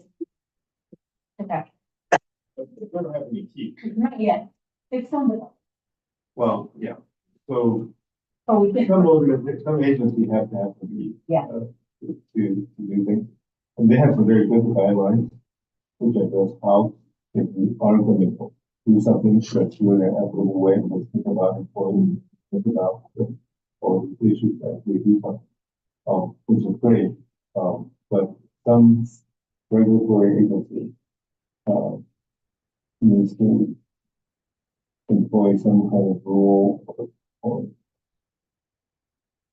method to reduce the pollution, particularly in those communities where unfairly activated so much pollution. And we have plenty of data of data to show that it's not right. And looking at the agencies in the county, ABCD is one of them. Obviously, from the air pollution, and the odor. That's all. Thank you. Well, so, good segue to our, well, not quite last item, but almost. Transportation demand management for heavy duty vehicles, an informational item. Some public have a look in the comment. Thank you, Chair Medina. Those members of the public that are joining us via teleconference, please dial into the conference line now. Using the instructions provided on the screen, you may also indicate that you wish to speak on this item by using the raise hand feature at the bottom of your Zoom screen or by pressing *9 now. All public testimony will be heard at the conclusion of any staff or board comment.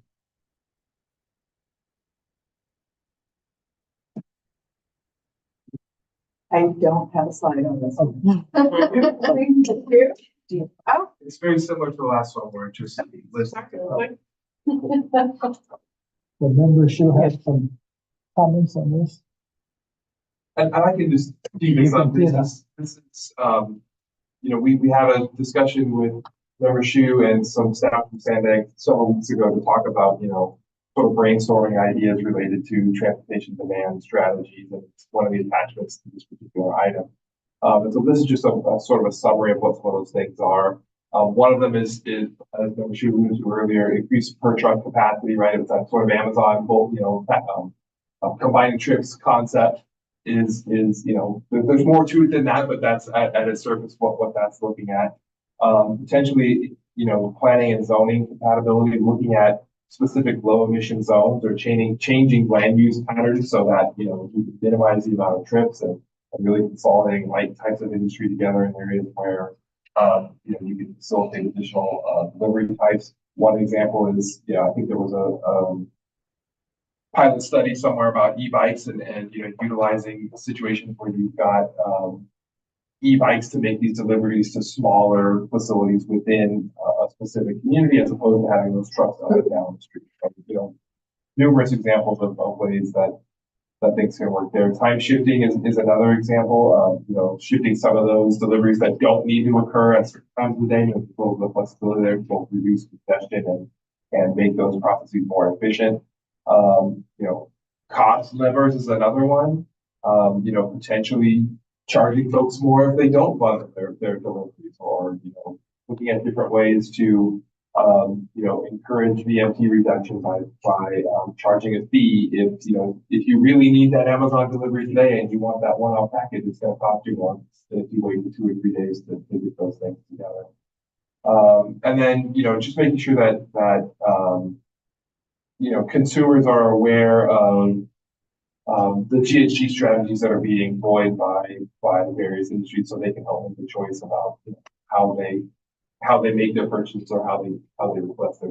So these are just a few of the examples that came up in our discussions with Sandag staff several weeks ago. Like I said, they're detailed a little bit more in the attachment to this particular item, but those are handful of potential menu options to choose from when think about transportation plans. Okay, I think that's the point is, there are many things that are doable that we're not looking at, and I just want to make sure that it's on the reduction. How does that affect, the direct rule? I don't know, but it could. So, the city of Mesa is updating our climate action plan. Climate action plan in general, though, frankly, don't do much. Because even if it's legally binding, a city doesn't have to comply with the climate action plan until they're sued. And you need lots of money to sue it. So, having been on the other side of that, I know that it is very difficult to legally challenge it. It costs lots of money. So even though climate action plans are great item, great tool, they haven't really reduced emissions in terms of greenhouse gas emissions very well. Then they've already have them in the past. So, but one of the things that we're basically considering, if we do have a climate action plan, that's like for other climate action plans to be considering, is transportation demand strategy. And maybe for residents, more for residents, or more units, maybe for businesses that have more than 25, 50 employees.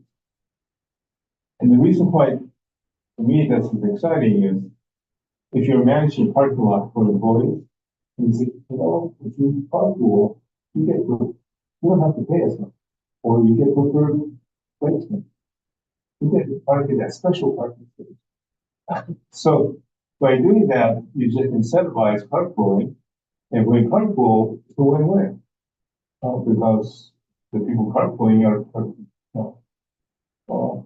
other than listening to music you may not like, you may also gain a friend. So I think these are systems that our society can use and may be beneficial, and it doesn't cost very much money. Electrification is going to be coming because the cost is coming down and scholarships, but it's going to take time. We have been doing transportation strategies already in many places. We should be considering that as we go forward with this pollution. Because transportation demand management strategies by definition is dealing with mobile sources, it's something that we don't have here. But I think we need to keep it on our radar. And as we work with SANDAG, and hopefully SANDAG will be what's hopefully going to be part of the next transportation plan, we can help SANDAG identify those communities. This is global. And so SANDAG has access to the environment stream map just like we do, but I think we can be helpful in implementation. So how that would look and what kind of methodology we use, we may have to create our own kind of incentive type program or this type of program for particularly with different groups to deal with any folks. And because we have individual, I don't know how that may or may not sit that.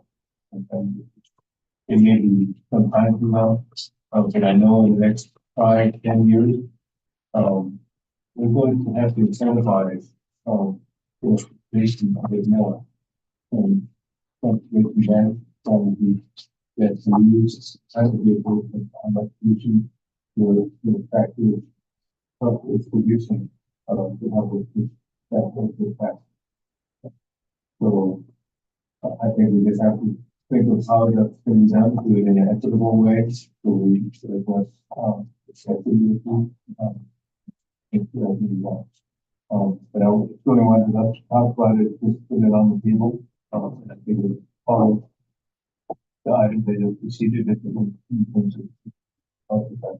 Because to me, the place that TDM needs to be used most is in those communities that are affected by we can do that. Important strategy. There's a whole slew, there's a 2.5 cases that we got from Canada, looking at this already existing elsewhere in the country. If we find ones that work best or create a new one based on some of the ideas in those, that would work. So that's something that we can look forward to. I think I just wanted to put it on our radar screen, and maybe in the future we can actually be the agency that actually is supporting the movement.